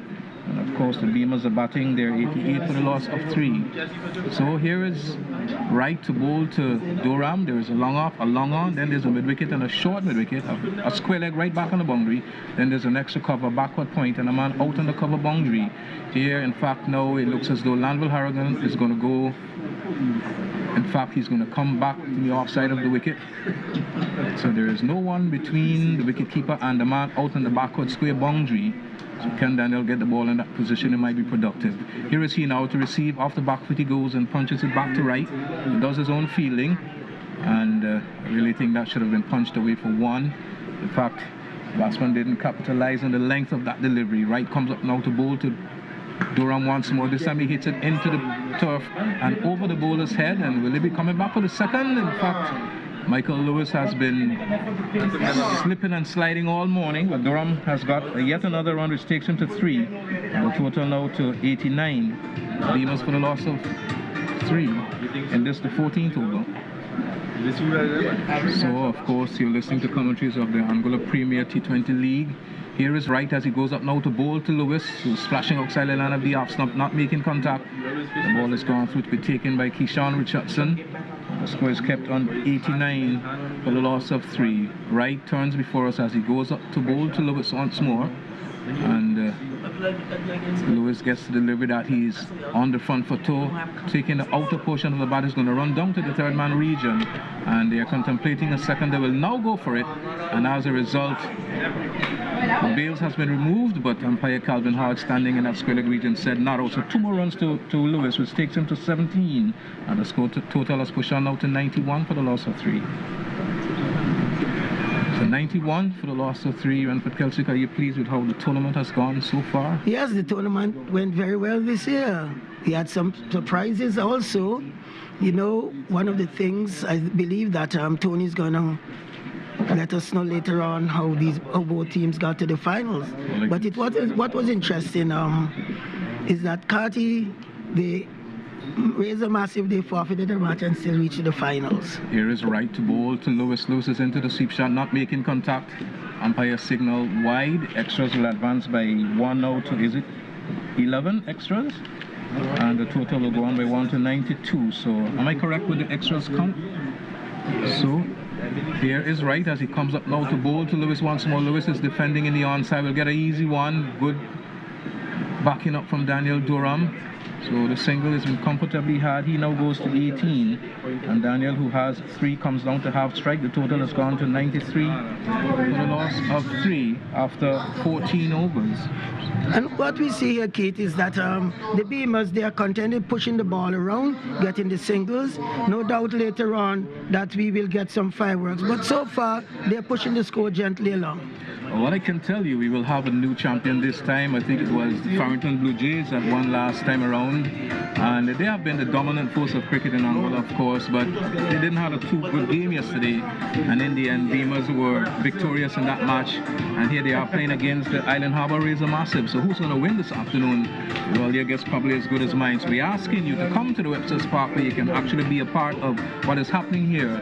And when we'll be ready to crown this year's 2022 APL T20 champions. You just said some good words there, Keith. We don't know who will be the champion. As we know, the game of cricket, such a wonderful game, glorious uncertainties. Well, one would wonder how glorious can it become. We'll have to wait on that. But as I speak, it's going to be Burton to continue from the far end, and he'll be bowling to Michael Lewis, who has 18. Daniel Durham has 3. So Lewis has 19, Durham has 3, and the total 93. Razor Massive, that is Beamers, for the loss of 3. So here is Burton as he tossing the ball from hand to hand. He'll be on his way to bowl to Lewis very shortly. So he comes up, bowls right arm over the wicket to Lewis. Lewis advances down the track and hits the ball down to long on. And Peters came off the boundary, did the fielding. The batsman settles for a single, which takes Lewis now to 20. And the score now to 94. 94 for the loss of 3 when they're in the 15th over. And after this, of course, there will be another 5 more overs remaining. So here is Burton as he comes up to bowl to Durham. Durham gets a delivery that he is on the front with sweeping, not making contact as the ball trickles off his pad down towards the backward square region. Keith Harrigan did the fielding, so 1 more run has been scored. In fact, he might have gotten some bat on that. There's no signal from the umpire. So Durham has gone to 4 and the total to 95 for the loss of 3. So here is Durham. And in fact, Lewis looks up and sees that Burton is very much on his way. Left arm, in fact, the right arm leg spinner bowls a flatter, faster delivery, and they are now crossed for 1. In fact, they'll have to settle for the single. I thought if they had tried a second, we would have had another wicket via the run-out route. But Michael has gone to 21, and the total to 96. Beamers for the loss of 3. Being over number 15. And let's have a look at the field. There is a long off, an extra cover, a cover, then there's a point right all in the boundary. Then there's Keith Harrigan in that short backward square. Here is Durham whipping this ball off the pad out towards, I would say, the man in the cow corner region, Charles the fielder. And he gets in, recovers after an initial fumble, but not before the batsman could have crossed for a single, which takes Durham on to 5. And the score is pushed on to 97 for the loss of 3. Of course, Durham and Michael plays for the very same team in St. Martin, that is the GA Spartans, and they have been the dominant force of cricket back there in St. Martin as well. And here is Burton trying to dislodge one of them as he bowls to Lewis, who gets another full toss and strokes it down towards Peters coming off the long on boundary. He will go by 1 to 22, and the score now to 98.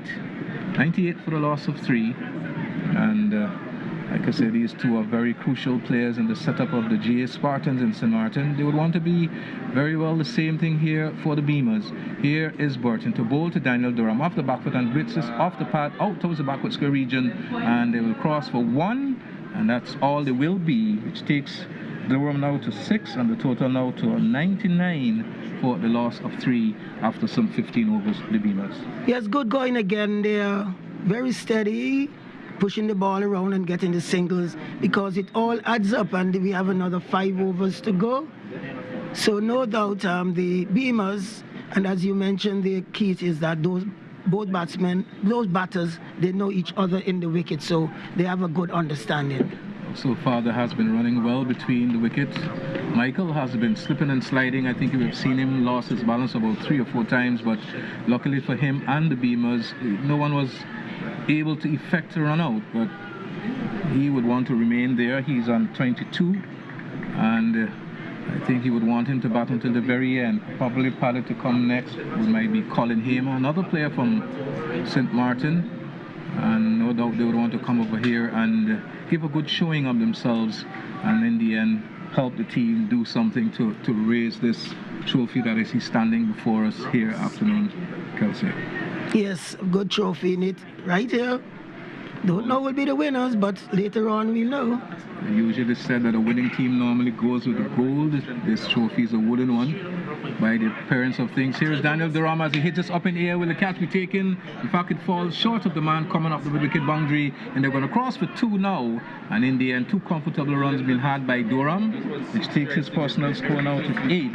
And the score now to 101 for the loss of 3. So the 100 has finally come for the Sunday Ground Beamers, and they would need to build upon this platform that they have so far. A very good platform indeed, very good platform, and still some other batters there in the pavilion.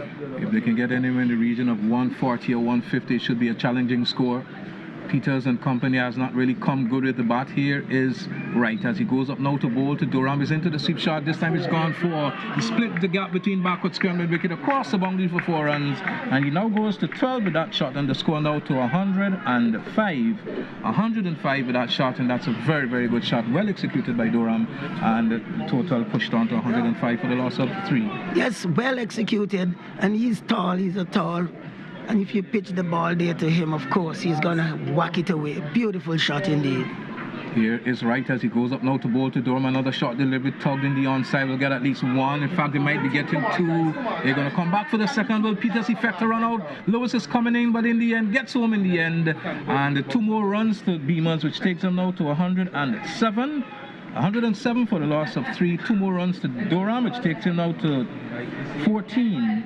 And so far this over has produced a fair amount of runs. We've already seen 2 runs and then 4, that would be 6, and now 2. 8 runs so far from 3 deliveries. So can Durham continue? He's a very tall man, and here is Wright as he comes up now to bowl to Durham. Durham goes back and pulls it out towards a man coming in with wicket region, and will they be coming back for the second? No, they have decided against it, and probably corrected so, because that throw would have been spot on. And in the end, 1 more run to Daniel, which takes him now to 15. And the total advances by 1 to 108 for the loss of 3. Durham normally favors the sweep shot, even though he's a very tall man. I remember that from his very youthful years coming here. I think I used to coach those guys, so I would know about them, Kelsey. And it's good to see that he has gone on to be a part of the Leeward Islands franchise team presently. And, you know, we wish all cricketers all the best going forward. That's true. That is true. We have to do that. We have to give them the support. Of course, it's going to be Wright to bowl probably the 5th delivery in this, the 16th over. And here is him as he goes in to bowl to Michael Lewis, who has 22. Off the back foot, Lewis attempts a reverse sweep, not making contact. And I think that I normally say that's, I would say, the unfortunate thing for having a TV screen in your home. But again, the game has evolved since then, so you really can't blame him for attempting shots like that. And here he is hitting the ball through the cover region, and they are returning now for the second run, and he has now gone to 24, and the total to 110 for the loss of 3. We're in what, over number 16, huh? The end of 16. In fact, the over has been completed. So 16 overs are gone, another 4 remaining.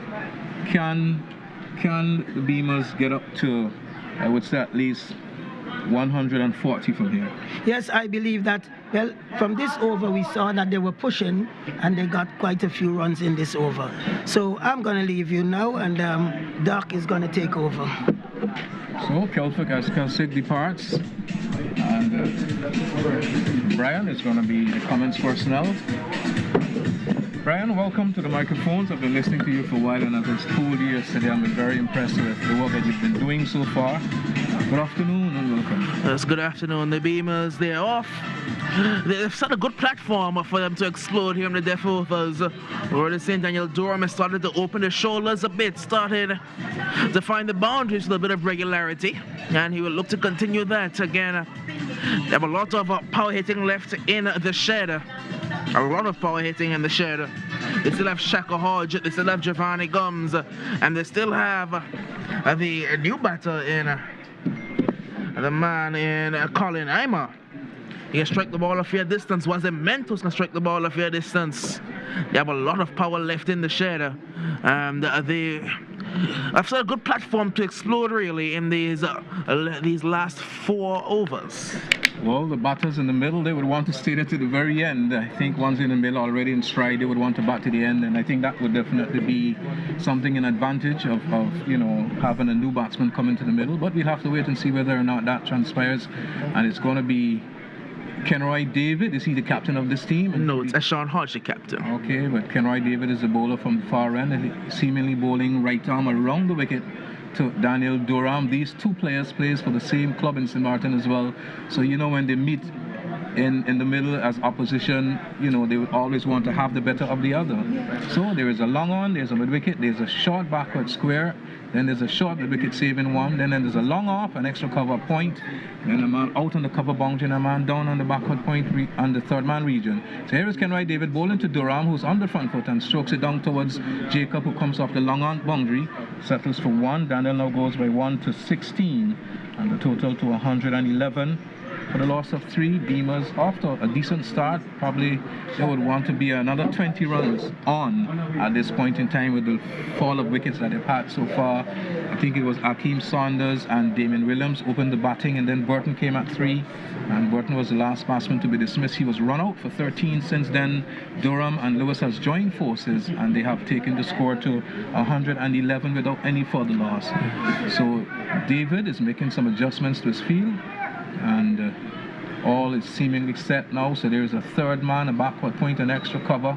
Then there's a man out on the cover boundary and a man in long off. That's the offside field. David comes up now to bowl to Michael. He pulls it in the onside, not with any timing or placement, and that just might be allowing the second run. So good running between Daniel Durham and Michael. Michael has now gone to 26, and a total to 113. For the loss of 3, we in what? Over number 17. 17 overs now. We in over number 17. So after this would be another 3 overs remaining. Here is David from the central polyclinic end, comes up to bowl to Lewis. Lewis gets a live that he hits it straight into Ashan's Hodge hand at that very short mid wicket. The catch is taken. The wicket has fallen, that of Lewis, and he departs with a total on 111 now for the loss of 4. He is gone for 26, a good wicket for the Razor Massive to get. Yes, a partnership of 39 has been broken, a good partnership, 39 from 33, but Michael Lewis has to go. Good field placing, the captain himself and Ashan Hodge. He set himself well there short mid-wicket, and he took a good catch because the ball was swerving a bit. He did close the face on it, so it swerved a bit.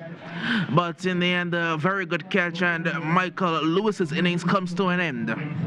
So he now makes his way back to the players' pavilion, and making his way into the middle is Colin Hamer. And he's one who really strikes the ball ferociously. But he'll have to get himself in a bit, and he'll be joining forces with Daniel Durham as we hear the round of applause going up for Michael Lewis, that is, who made 26. I think it was a partnership of 39 between the two batters. So fair enough. Here is David as he prepares to bowl to Colin Hamer, and Hamer takes his guard.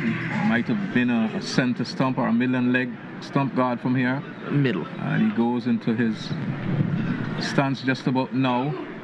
And it's going to be Kenroy David to bowl to Colin Hamer. Of course, these two gentlemen I think they would be what, first cousins. Here is David as he comes up now to bowl to Hamer. Here's Hamer pushing it out in the offside, out towards the extra cover region. And the fielder skipped across his right, prevented the second. But Hamer's off the mark with 1. And the total has pushed on to 114 for the loss of 4. We're in the 17th over. And I think Burton would have made 13. Lewis made 26. I don't have the scores for Akeem Saunders and Damian Williams. And 25 and 20. So Saunders had 25 and Damian Williams had 20. So good opening performance for both players. And here is Durham as he tugs this in the air. Will Keyshawn get behind it? No, he can't. And the ball trickles back in the onside. Will there be a chance of a run out? In fact, Colin Hamer Daniel gets back home for the second run. So 2 more runs to Durham, which takes him now to 18. And the score has pushed on to 116 for the loss of 4 wickets. And this is 17 over, of course. Razor Massive there in the field. Beamers won the toss and chose to bat first. And in the end, they'll be asking themselves, well, have we scored enough runs? Well, we'll have to wait and see who will win this APTL championship later this afternoon. And here is David as he comes up now to bowl to Durham. The total 116 for the loss of 4. Here's the ball up in the air, and Durham looking for his favorite slug to the onside. Kenroy David using his experience, bowling it just wide of the off stump and a slower delivery as well. And Daniel Durham falling for the trap. So we've seen in this the 17th over, 2 wickets falling, and I don't think that is what the Beamers wanted. Kenroy David is a wicket taker, and he took the wicket with another brilliant off-cutter. He rolled his arms down the side of that delivery, and he got the ball to move a bit off the side, a bit of off-cut away from the left-hander Daniel Durham, and he got the outside edge, and it was an easy catch for wicket-keeper Keyshawn Richardson. Well, Mentos look like it's a new batsman, and he'll be joining Colin Hamer. And we've seen over number 17 comes to an end. So after 17 overs, Beamers win the toss batting first. They are 116 for the loss of 4 wickets. I think Akeem Saunders departed for 27, and Damian Williams departed for 25, Deon Burton for 13, Michael Lewis for 26, and now Daniel Durham gone for 18. And of course it will be Mentor now joining forces with Colin Hamer. So Sherwin Peters is going to pick up the attack from this, the Colin Bino stand end, and he will be bowling to Mentos momentarily. So Mentos is the new batsman, and Sherwin Peters normally bowls a bit of medium pace. He can also bowl a bit of off spin, and he will be on his way shortly to bowl to Mentos. But Mentos is a player who have always enjoyed himself in this game of cricket. Looks as though he's always having fun, and I don't think it will be any different now. So we're in the 18th over. After the 18 will be another 2 more overs remaining. So can the Beamers really press home the advantage, or will Razor Massive continue to go through the batting lineup? Here is Peters, a bit of medium pace as he comes up now to bowl to Mentos. Mentos is whipping this after pad out towards the mid-wicket region. After boundary comes Charles, fields well, and only 1 run there will be. So Mentos is off the mark immediately, and the total has pushed on to 117 for the loss of 4. Yes, and Peters is bowling a lot slower in his second spell. In the first spell, he was bowling a bit faster, and he went for a few runs, was going at about 7.5 in his first spell. So he's toned down the pace a bit, and he's trying to get a bit more accuracy in his bowling. Well, in fact, Beamers have lost 5 wickets, and that's has fallen so far. Peters goes to the top of his mark as he goes away from us now to bowl to Colin Hamer. Hamer gets a little bit, he comes across the off stump and pushes it back. Peters has got the hand down, and the ball ricocheted onto the stumps to see the back of Mentos run out, and I think that is probably the most unfortunate way to be out in cricket. Now, you're a young man, I don't know if you ever played, but have you ever been out in that fashion? Luckily for me, I have not been out in that fashion. I've been on the other end of it, getting a hand to it, and the ball ricocheting onto the stump. But unfortunately, it wasn't Mentos getting out without even facing the delivery, and that's unfortunate. but he has to go, and wickets are starting to crumble just a bit. Yes, correctly said. I remember getting run out in that very same fashion, batting against, I think it was the Cavaliers Cricket Club from Dominica, where you were playing a match in St. Martin, and Dwayne Elgin was a batsman on the other end, and he's, undrove the ball very firm, and I backing up, just ricocheted off the bowler's hand onto the stumps, and that was the end of my innings that day. But here we see the new batsman, looks like Giovanni Gums. Gums is going to join Colin Hamer. The total now 117 for the loss of 6 wickets. So by the look of things now, cricket is a game that we really can't, predict or forecast. But by the look of things now, Razor Massive would really believe that they are back in this game and believe they can go ahead and win this championship. Well, these two will have to bat out, I must say, and bat for a long period, and bat for the rest of its innings, I would assume. But there's still Shaka Hodge in the hood. He's not had the best tournament thus far, but we know how hard he can strike the cricket ball. Peters is on his way to bowl to Hamer once more. Hamer is defending a ball in the onside. There's a loud appeal with it, but run out. In fact, Shawan hits the stumps to see the back of Colin Hamer. So another wicket has gone via the run-out route. Hamer played the ball and attempted a single, and the bowler following through picked up the ball and shied at the stumps at the non-striking end, hitting them directly to see the back of Colin Hamer. And that's the end of his wicket, and the total now has pushed on. In fact, it remains on 117 for the loss of 7, and you could not have asked for a better last 15 minutes than what Razor Masters have had, and that's if you're in the fielding position. They've had a brilliant, I must say, a brilliant set of overs since the water break, really.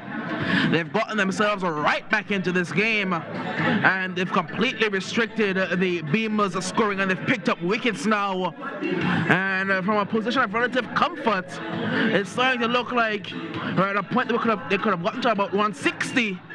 They would want to at least get to 130, the way it's looking right now. So I think from a position of 113 for the loss of 3, they are 117 now for the loss of 7 wickets. So, and like I said, this game is a game of glorious uncertainties. Now, who would have expected that this would have transpired? But in fact, it has transpired before our eyes. And the reality is that Beamers are 117 for the loss of 7 wickets. So the new batsman, Shaka Hodge, and he'll be doing battle against Peters and company, but it looks as though Giovanni Gums is the batsman in strike. So he's yet to get up the mark, the total 117 for the loss of 7 wickets. And can the Beamers go ahead and bowl?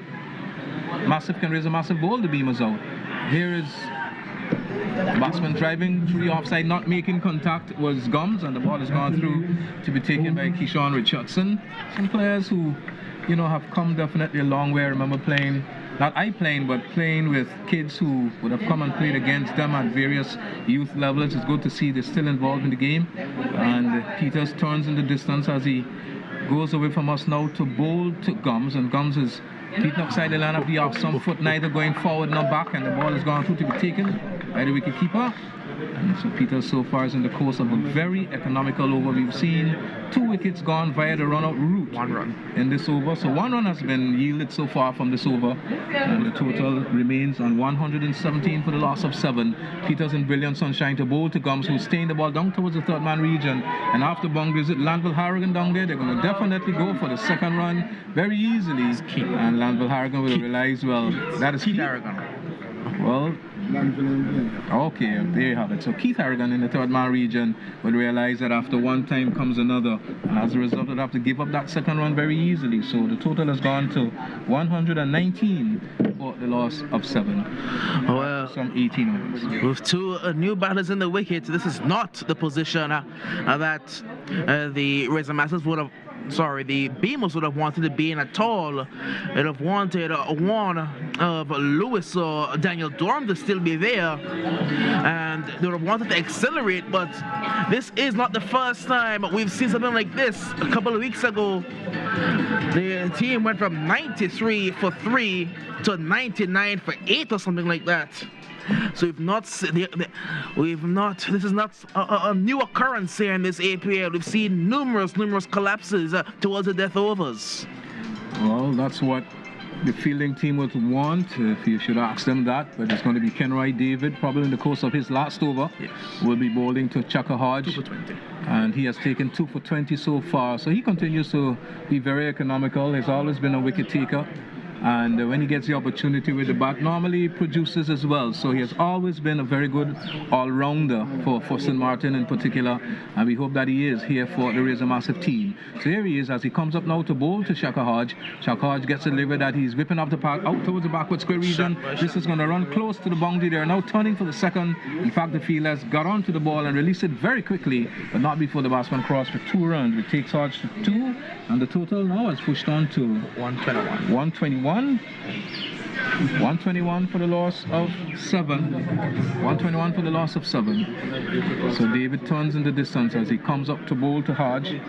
Total 121 for the loss of 7. Here is Hodge flashing upside the line of the off stump, a wide delivery. So extras will advance by 1 now to, I would say, 12. And the total has gone on to 122. So 122 for the loss of 7. 122 for the loss of 7. So we're in the cool of this Sunday afternoon. David runs in the distance as he comes up to bowl to Hodge. Hodge hits this ball out towards the man coming up the long on boundary. In fact, it falls just in front of him. Peters in the end have chosen to stand back and take it on the bounce. So 1 more run to Chaka Hodge, which takes him now to 3, and the total has gone to 123. 123 for the loss of 7. Of course, it has been a procession of batsmen to and from the Players Pavilion in the last 20 or 30 minutes, really. And I believe that Beamers would have had a fairly decent start to be 113 for the loss of 3. But since then, things have virtually fallen down. Here is David as he comes up now to bowl to batsman. The batsman hits it down to the man coming up the long off boundary and takes the catch. So that's the end of Giovanni Gums. He departs for no score.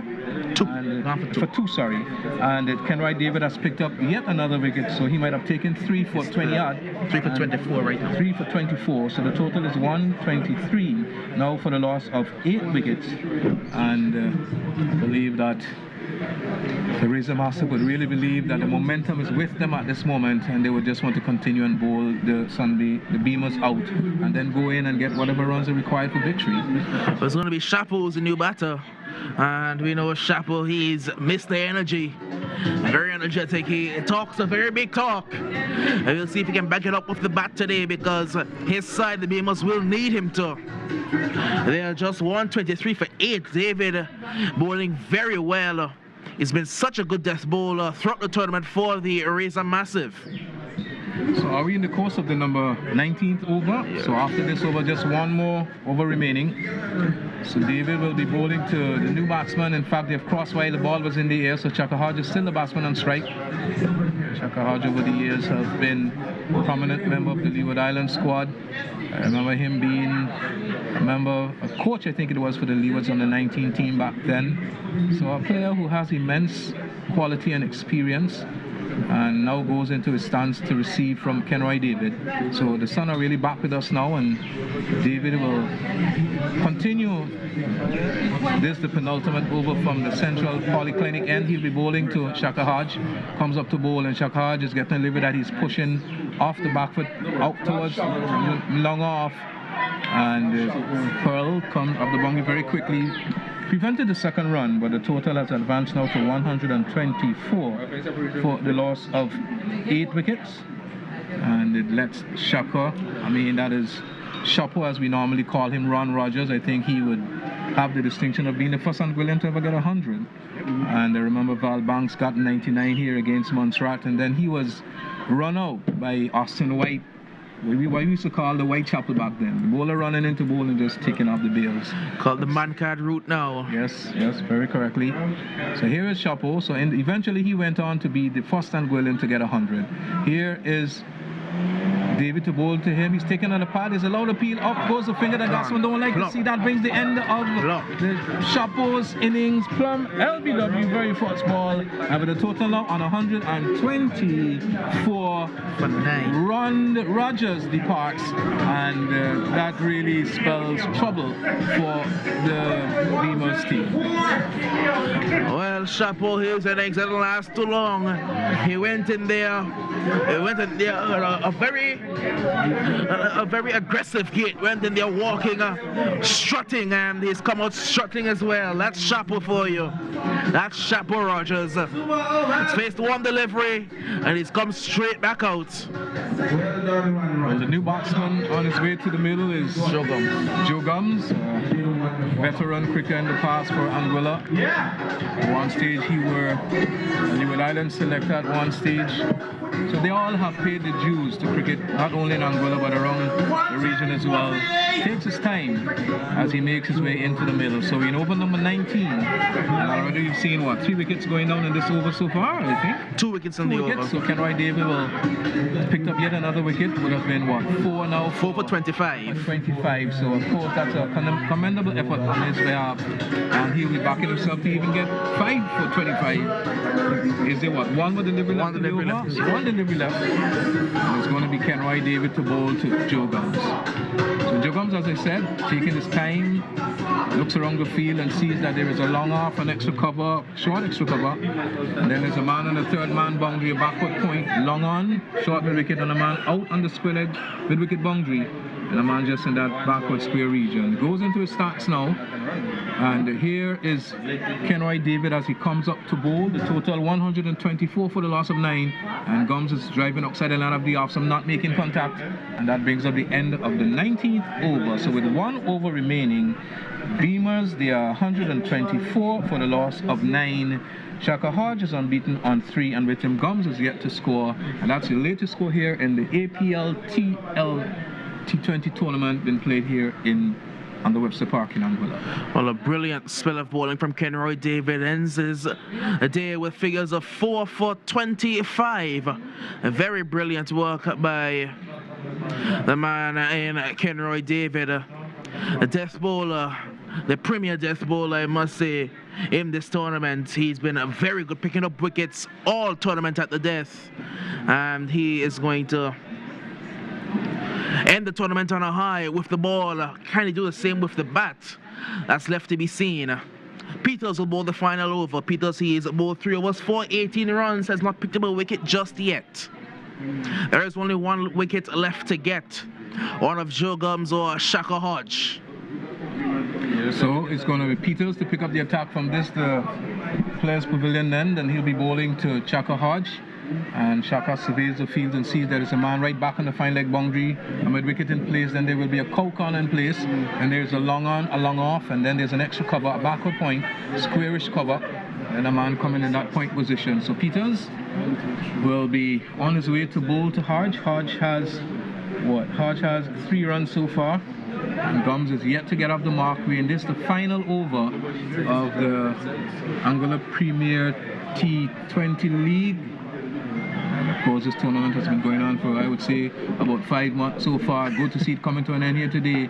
And here is Hodge driving as the ball comes down in the onside. They will definitely come back for the second here as Burton skips, in fact, Wright skips in and shies at the stumps, but in the end not effecting a run out. So 2 more runs to Hodge, which takes him now to 5. And the total has pushed on now to 126 for the loss of 9. 126 for the loss of 9. So 5 more deliveries left in this over. Peters is on his way to bowl to Hodge, and Hodge gets delivered that. He is swinging to the onside. Will the catch be taken by Wright? In fact, Wright comes around, drops a catch, and the ball beats him, and Kenroy David splits the gap equidistantly and has gone into the corner region for 4 runs. So a bit of comic there. Beating Wright to his left, to his right, and then Kenroy to his left, and just rolling into the, I would call it the corner region for 4 runs. region. So Hodge will now go with that 4 to 9, and the total has pushed on to 130 for the loss of 9. So a bit of comic day for you. Well, right, he's dropped the catch, he's come off the field. Funge has come on to replace him. I think right there for his fingers, they're trying to catch that one. He's dropped 2 catches today. It's a theme, really. Right, he's not the best catcher of the cricket ball. Well, Peters is calling Kenroy David to have a word with him. No doubt they want to. In fact, it was only to retrieve the ball, basically. So the cow corner, mid-wicket, and the long on will all remain. And in my view, I think Fungi is a bit wide. Can Hodge hit the ball straight? He'll definitely find the boundary. But total 130. I predict they should get 140. It is, as they speak, there's a change in personnel. Jacobs is now going to come in the long on region, and Fungi will go in the extra cover position. Very smart, very, very smart. You want your best fielders in the key positions, and they have Akeem Charles, Kenroy David, and Jacob Pals in the 3 power regions for Shaka Hodge, from square leg all the way around to long on. Very, very smart by Captain Ashon Hodge. And even better, they're putting Fungi behind the point, putting him at 3rd man. So any ball that goes off the outside edge, Fungi is fast, so he will run it down. Well, we'll have to wait and see whether he's fast enough. Here is Peters as he comes about the ball to Hodge. Hodge is driving, looking to go over the top, not making contact, as the ball has gone through to be taken by keeper Keyshawn Richardson. So another dot has been in our scorer's book. The total 130 for the loss of 9 wickets. Shaka Hodge definitely looking to go for the maximum here. Peters goes away from us to bowl to Hodge. Hodge is swinging this to the onside. It looks as though the ball will go into the stand for 6 runs. So a short delivery, a slow delivery attempted, and Hodge was on the back foot and pulling it very early. He now goes to 9, 10, 15, 16, and the total has gone to 136. So Hodge has gone to 16, and the total 136. I predicted 140. Can they get up to that 140 mark? Well, that was a gift from Sherwin Peters. It was slow, but it was short and set up beautifully for Shaka Hodge. Here is Peters as he comes up now to bowl to Hodge. Hodge gets a delivery that he's hitting high in the air, out towards Paul's coming off the long on boundary, who holds a very easy catch, and that's the end of the Beamers. And you've seen they've been bowled out for 136. And as we said earlier, very good move from Ashon Hodge to get Jacobs down here, because had it been Fungi here, you might have had the batsman still running up and down to finalize whatever score they probably could have had. But good performance from the Razor Massive so far to bowl out the opponents for 136 with at least what? 1 ball remaining. 1 ball remaining. I think they should be complimented. Yes, 1 ball remaining in the innings, and the Beamers, they've fallen for 136. A good bowling performance. After the Beamers got off to a flyer, they were going at just around 8.5 in the power play overs, going very well. But yet again, we've seen a score of 130 in the middle of the 130s. Yesterday we saw 134, then 135, and today we see 136. Well, like I've said, from a position of 113 for the loss of 3, things went downhill for the Sunderland Beamers, and in the end they were finally bowled for 136. Good bowling performances came from Kenroy David. I think he would have taken 4 for 25, and Sherwin Peters, I think he would have taken 4 wickets as well for about, I would say, 20 odd as well. So 8 wickets shared between those 2 bowlers. You could not ask for more. So as I speak, the Beamers are already back off the field, and the Razor Massive now are making their way off the field of play. So I would assume in the next 5 to 10 minutes you can join us back here for more coverage of the Razor Massive's innings. A full scorecard for you. Akeem Saunders, 25 from 18. Damian Williams scored 20 from 22. Dion Burton scored 13 from 16. Michael Lewis 26 from 28. Daniel Durham got to 18 of 17. Colin Aimer scored 1 from 3. That's where the collapse started. After Aimer scored 1 from 3, Mento scored 1 from 1 where he was run out. Giovanni Gum scored 2 from 4. Ron Rogers scored a duck, a first ball duck, and Shaka Hodge got to 16 from 8. The bowling figures for Yolanda Wright, very expensive. He went for 38 off his 4 overs. Sharon Peters bowled 3.5 overs bowled, 1 for 30. Kenroy David pick up the bowlers, 4 overs, 4 for 25. Supported well, brilliantly by Jacob Pauls, 4 overs, 2 for 16. And Richard Bob, the leg spinner, economical as always, 4 overs, none for 23. Well, there you have it, ladies and gentlemen. The Beamers all out for 130.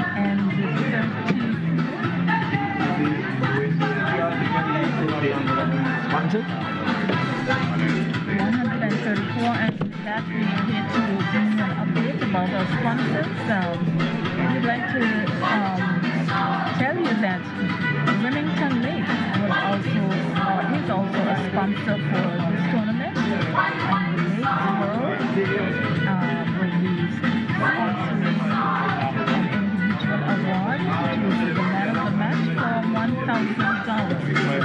That's $1,000. And we'd also like to thank Baker Gum from the Local College, Lakes World, 97.7 FM Radio, Lloyd's Live, Fast FM Radio, Fast FM Radio Anguilla, Queen Street, Megacharge 34, Best Buy Supermarket, Safe Cargo, Anguilla Electronics, Sid and the Pizza Supermarket, Anguilla, King Ocean,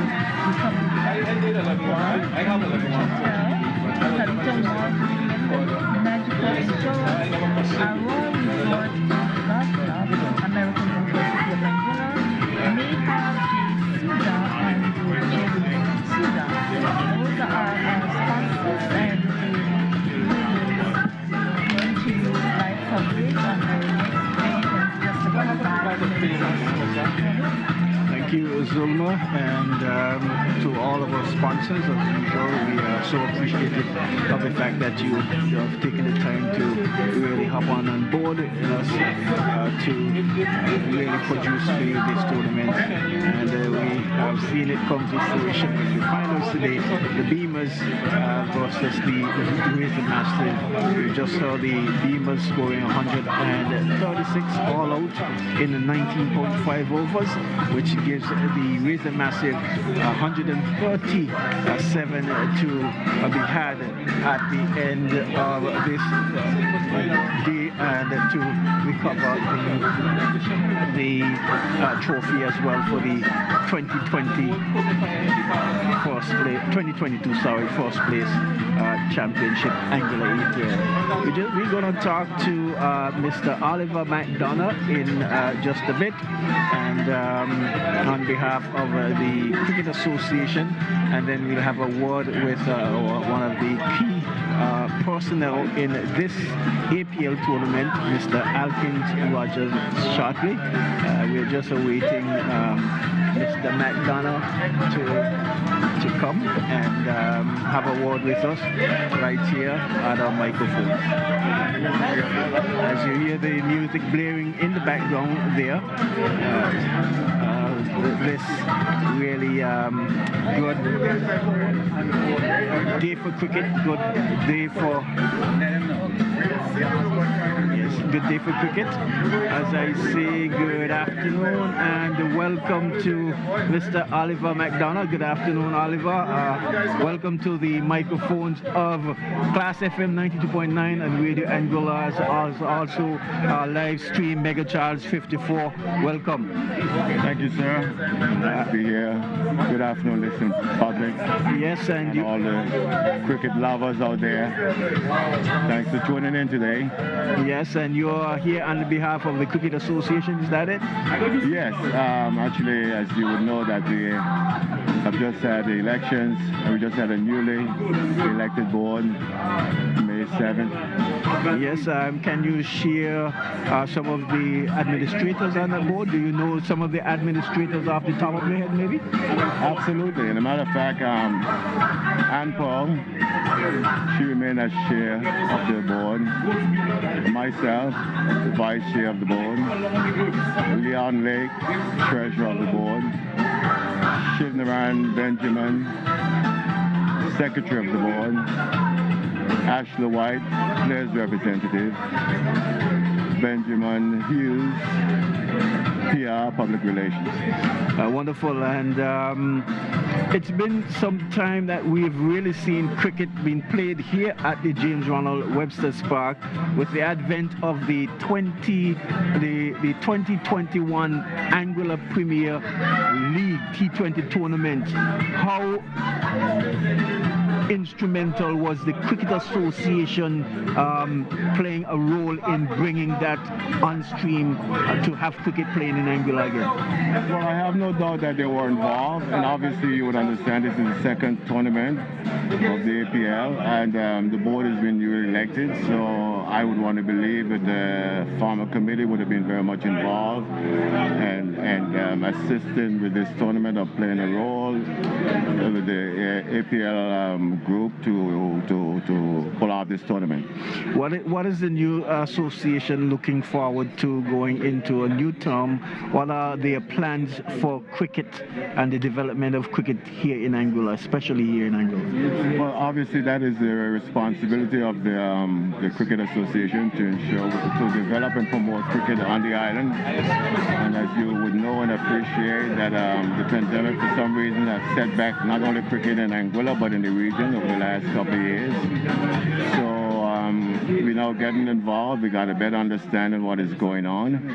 And for short-term goal, we do understand that first of all, we must really give thanks and appreciation for the APL for really keeping cricket alive here in Anguilla.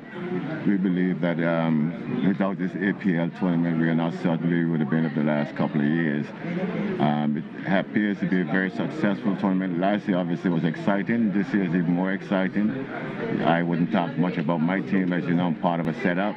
But at the end of the day, the short-term goals for the Cricket Association going forward, we must work together for what we have here right now, and we believe that this is a platform that we can certainly take advantage of to advance the short-term objective and development of the game. One of the areas that we believe that, you know, in order to ensure that cricket is developed to the level that is required on the islands, that you have to carry it back to the primary schools, and that is one area that we're looking at. There's a little bit I'll share with you about that, but that's definitely, we're hoping that we can get it back in all 6 primary schools, to include the secondary school for sure. We're hoping right after this tournament we can probably start a league that will include, I'm hoping that we can get 3 to 5 teams registered, and I'm hoping those teams can play that league locally. And as you would be aware that they're usually a regional league amongst the regional islands, St. Martin, Anguilla, St. Kitts, Nevis. In the last 2 years, that tournament have not taken place. That tournament is now scheduled to take place this October, so Anguilla must prepare and be ready for national side to compete in that league for sure. That is what we're hoping to do.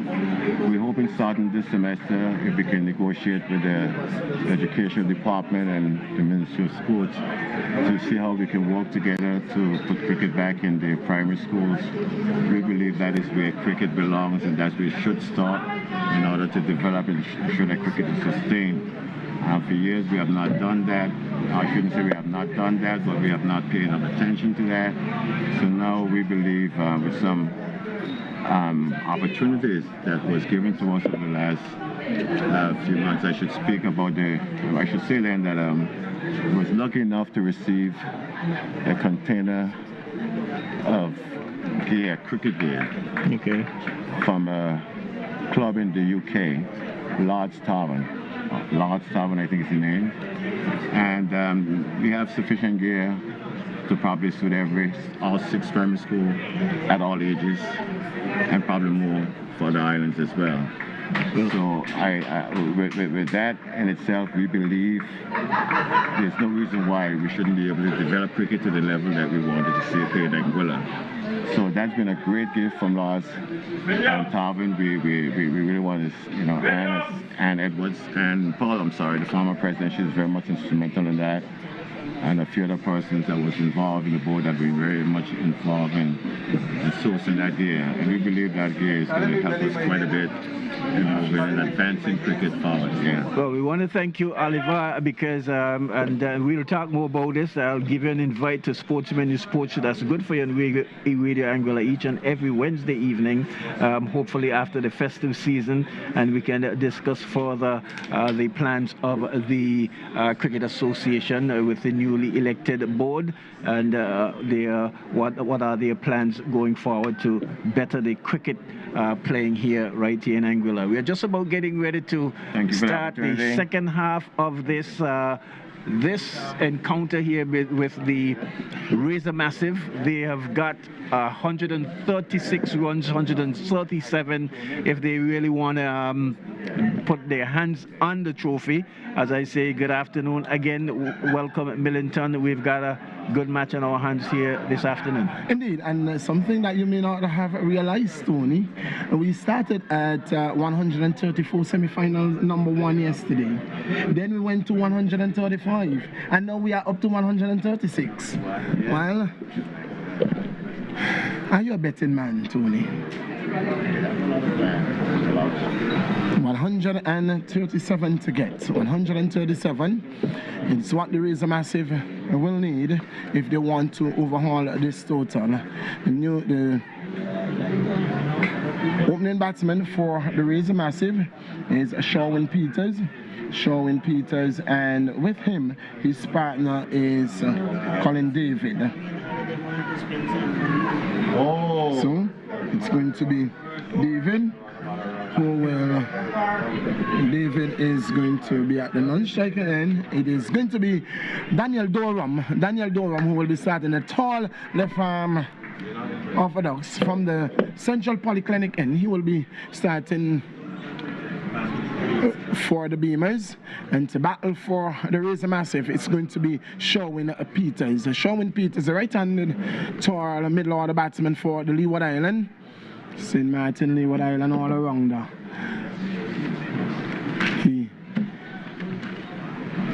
Very interesting target this is. Here is Durham, left arm around the wicket to bowl to Peters. Peters to this delivery is looking ready for aggressive shot outside the line of the off. Some ball coming off the under edge and trickling out to man at straight extra cover. No run resulting. 137 is the target. Here is Durham to bowl to Peters. Peters is getting one off the inside edge. They're going to throw for a quick single and will get it to keeper. Getting moving away, sending the return. Whipping the glove off very quickly, but was unable to hit the stumps directly. So Peters is off the mark, and the Razor Massive is up and running, and they're one without loss. And over number 1, being bowled by Durham from the Central Polyclinic end, looking to dismiss one of these batsmen very early. 137 the target, 136 scored by the Beamers. Winning the toss, choosing to bat. Here is Durham to bowl to Colin. David is getting this one off the inside edge. Again, similar shot and similar result.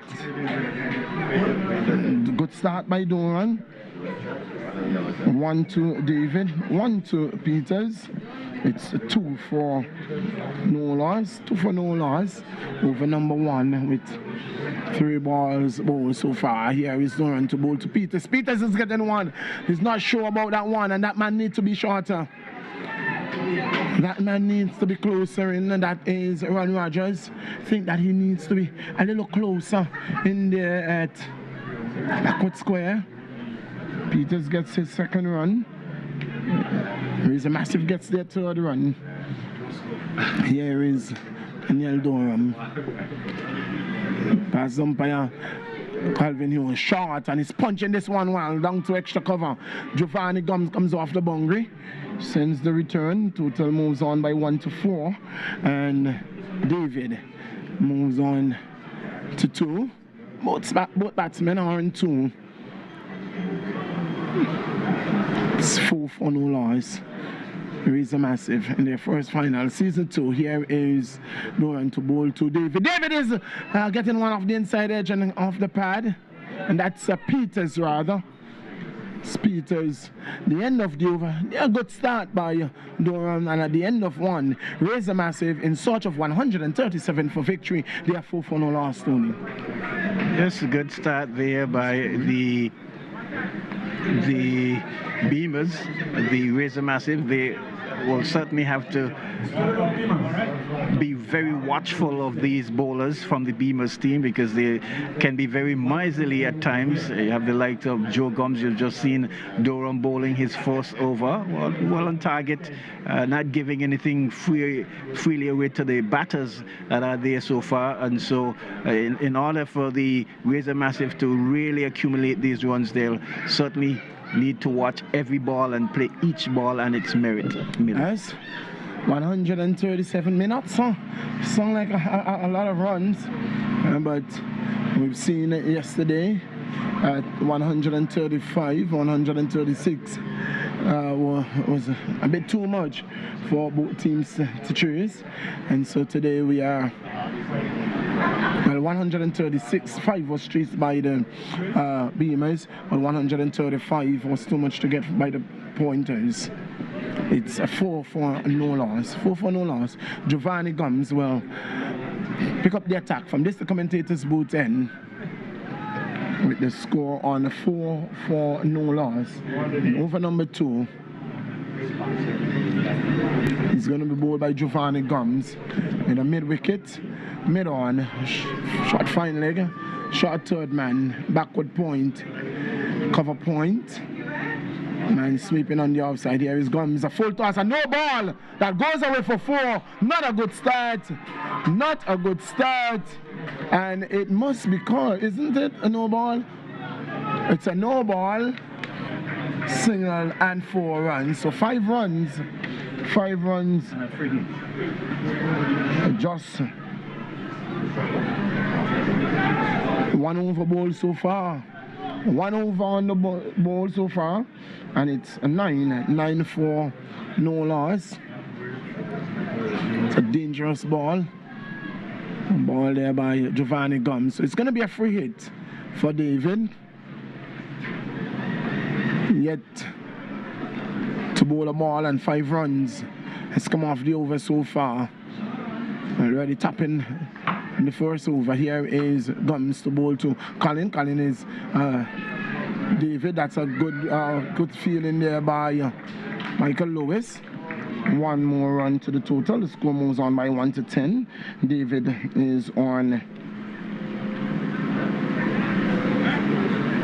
David goes on to 7. 7 is David. Brings Peters, Sherwin Peters on strike. He is on 2. Peters on 2. David on 7. It's 11. It's 10 for no loss. 10 for no loss. There is 1 around down the leg side, and a wide call and signal by the umpire. Giovanni Gums not getting it right at all. Reader, it's off the radar, and Giovanni Gums is saying that one came off the pad, umpire. That one came off the pad. That wasn't a wide, but the umpire saw it differently and says that's a wide. Score moves on by 1-11. Need 136 at a run rate of 6.69. Here is Giovanni Gums to bowl to Peters. Peters is in this one, down the ground. And coming around the boundary is Durham, who sends the return, gets 1. It's Peters, he moves on by 1-3. And the total moves on by 1-12. A 12 for no loss. Over number 2. In search of 137 for victory. The Razor Massive, and to raise Covington title of APLTL Anguilla Premier League, T20 League. Season 2. Here is Giovanni Gums to bowl to David. Bowl to David. David is coming forward and pushing in the offside. He's going to get 1 extra cover. That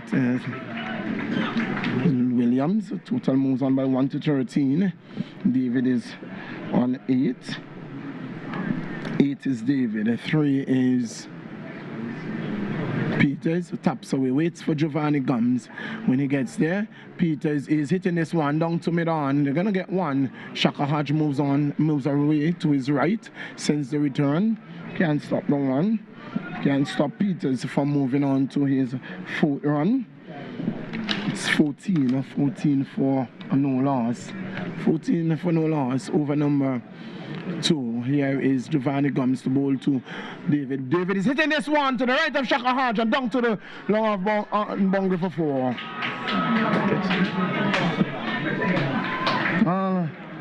Ball was hit away down to long on and it goes away for 4 runs. Very expensive over here. David moves to 12 and the total moves on to 18. And the second over has yet not been completed, Tony. He's only bowled 5 balls so far. Conceded 14 runs. Yes. 14 runs so far off. This is the second over. Very expensive over. A very good start by Razor Massive. 18 for no loss. Here is Gums. Field changing there. Here is Gums to bowl to David. David is pulling this one, 4 runs. Good looking shot, and held over square leg. 1 bounce into the boundary. It goes away for 4. And a very expensive over in which we saw some 18 runs. And the Razor Massive has raced on to 22 for no loss after 2. Yes, and certainly Giovanni Gums will want to forget about that over there. Didn't start as well as he would have liked, and like he did yesterday when they played in the semi-finals against the Farrington Super Sixers, giving away quite a number of runs, some 18 runs coming in that over there for Gums, and certainly not the way the Beamers would want to start in defending that 136 runs that they did posted for the Beamers. So far, 2 overs being bowled, 22 going at 11 over. The Beamers, on the other hand, they scored 7 from their first and were 16 from their second, and so 6 runs difference. They'll certainly want to do better than that. Here is down to Peters. Peters is looking to drive. Ball coming off the outer portion of the bat and trickling out in the offside. No run resulting. Score remains on 22 for no loss. In the course of over number 3, been bowled by Doran from the Central Polyclinic end. Here is Doran to bowl to Peters. Peters is driving. Doran fields. No run resulting. Score remains on 22. Doran continues to be tight. 4.2, 1.2, considering some 4 runs up to this point. Doran to Peters, bowl to Peters. Peters is driving well, and he's going to get runs here. They've gone for 1. This is going to get into the long on boundary 4 runs. Wonderful shot there. Wonderful shot by Peters. And it goes away long to long on, the vacant long on boundary 4 runs. We've certainly seen a different type of Razor Massive yesterday and again today. They have certainly came to the party to really put their hand on this trophy, Millington. Indeed. 26, they have raced on to 111 to get from 105 balls at a run rate of 6.54. Here is Doran again to Peters. Peters is driving and knocked down by Doran. Well done there by Doran. The farm orthodox. No run resulting. Score remains on 26. In over number 3. Here is Doran to bowl to Peters. To this delivery. Shot and pull well, 4 runs. Well, the Razor Massive means business. They have raced on to 30, and we have not yet to see the end of over number 3. Oh, this is good going. This is very good going. Razor Massive, David and Peters, no nonsense batsmen, and they are on a mission. 137 the target. Here is Doran to Peters. Peters is again hitting this one, but straight to mid-wicket, short mid-wicket. It's Joe Gums who fails. No run resulting. The over coming to an end. And at the end of over number 3, the Razor Massive in search of 137 for victory. They are 30 without loss.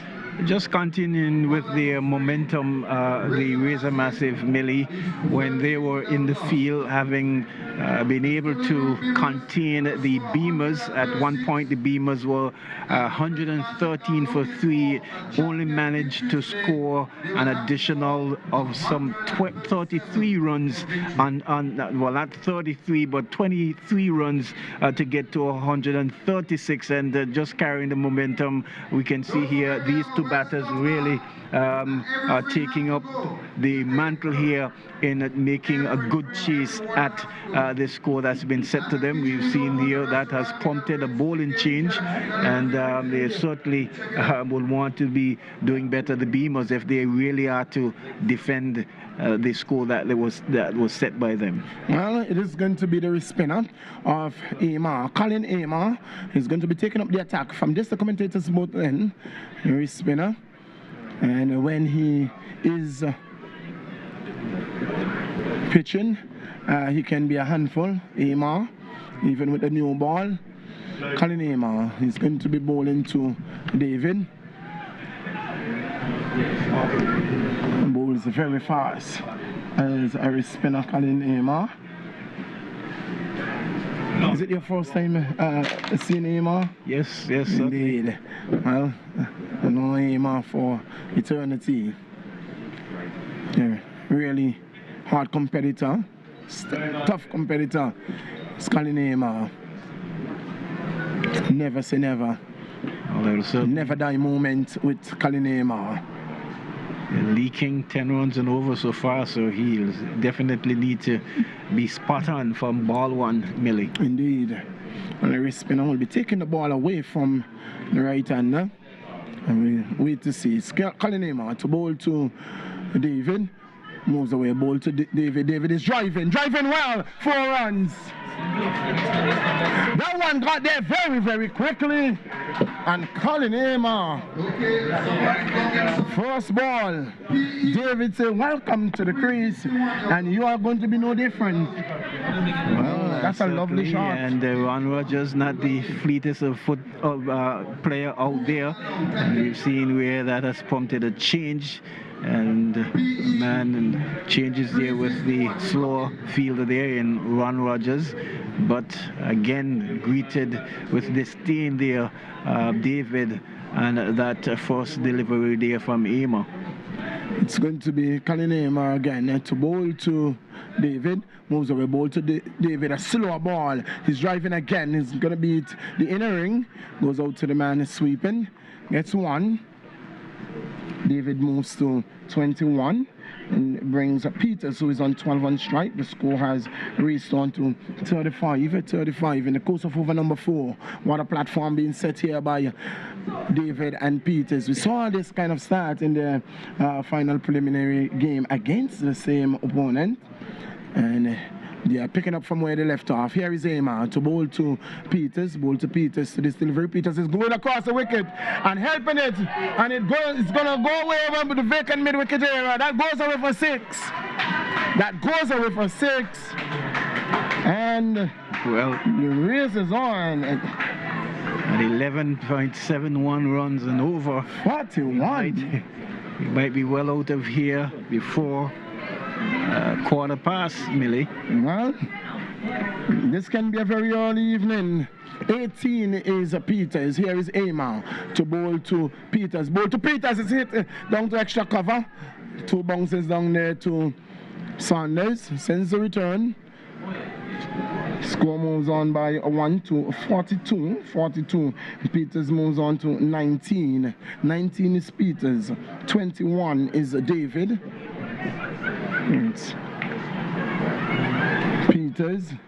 21 from 8. 19 from 4 is Peters. This one is a play there to backward points. Short. It's David.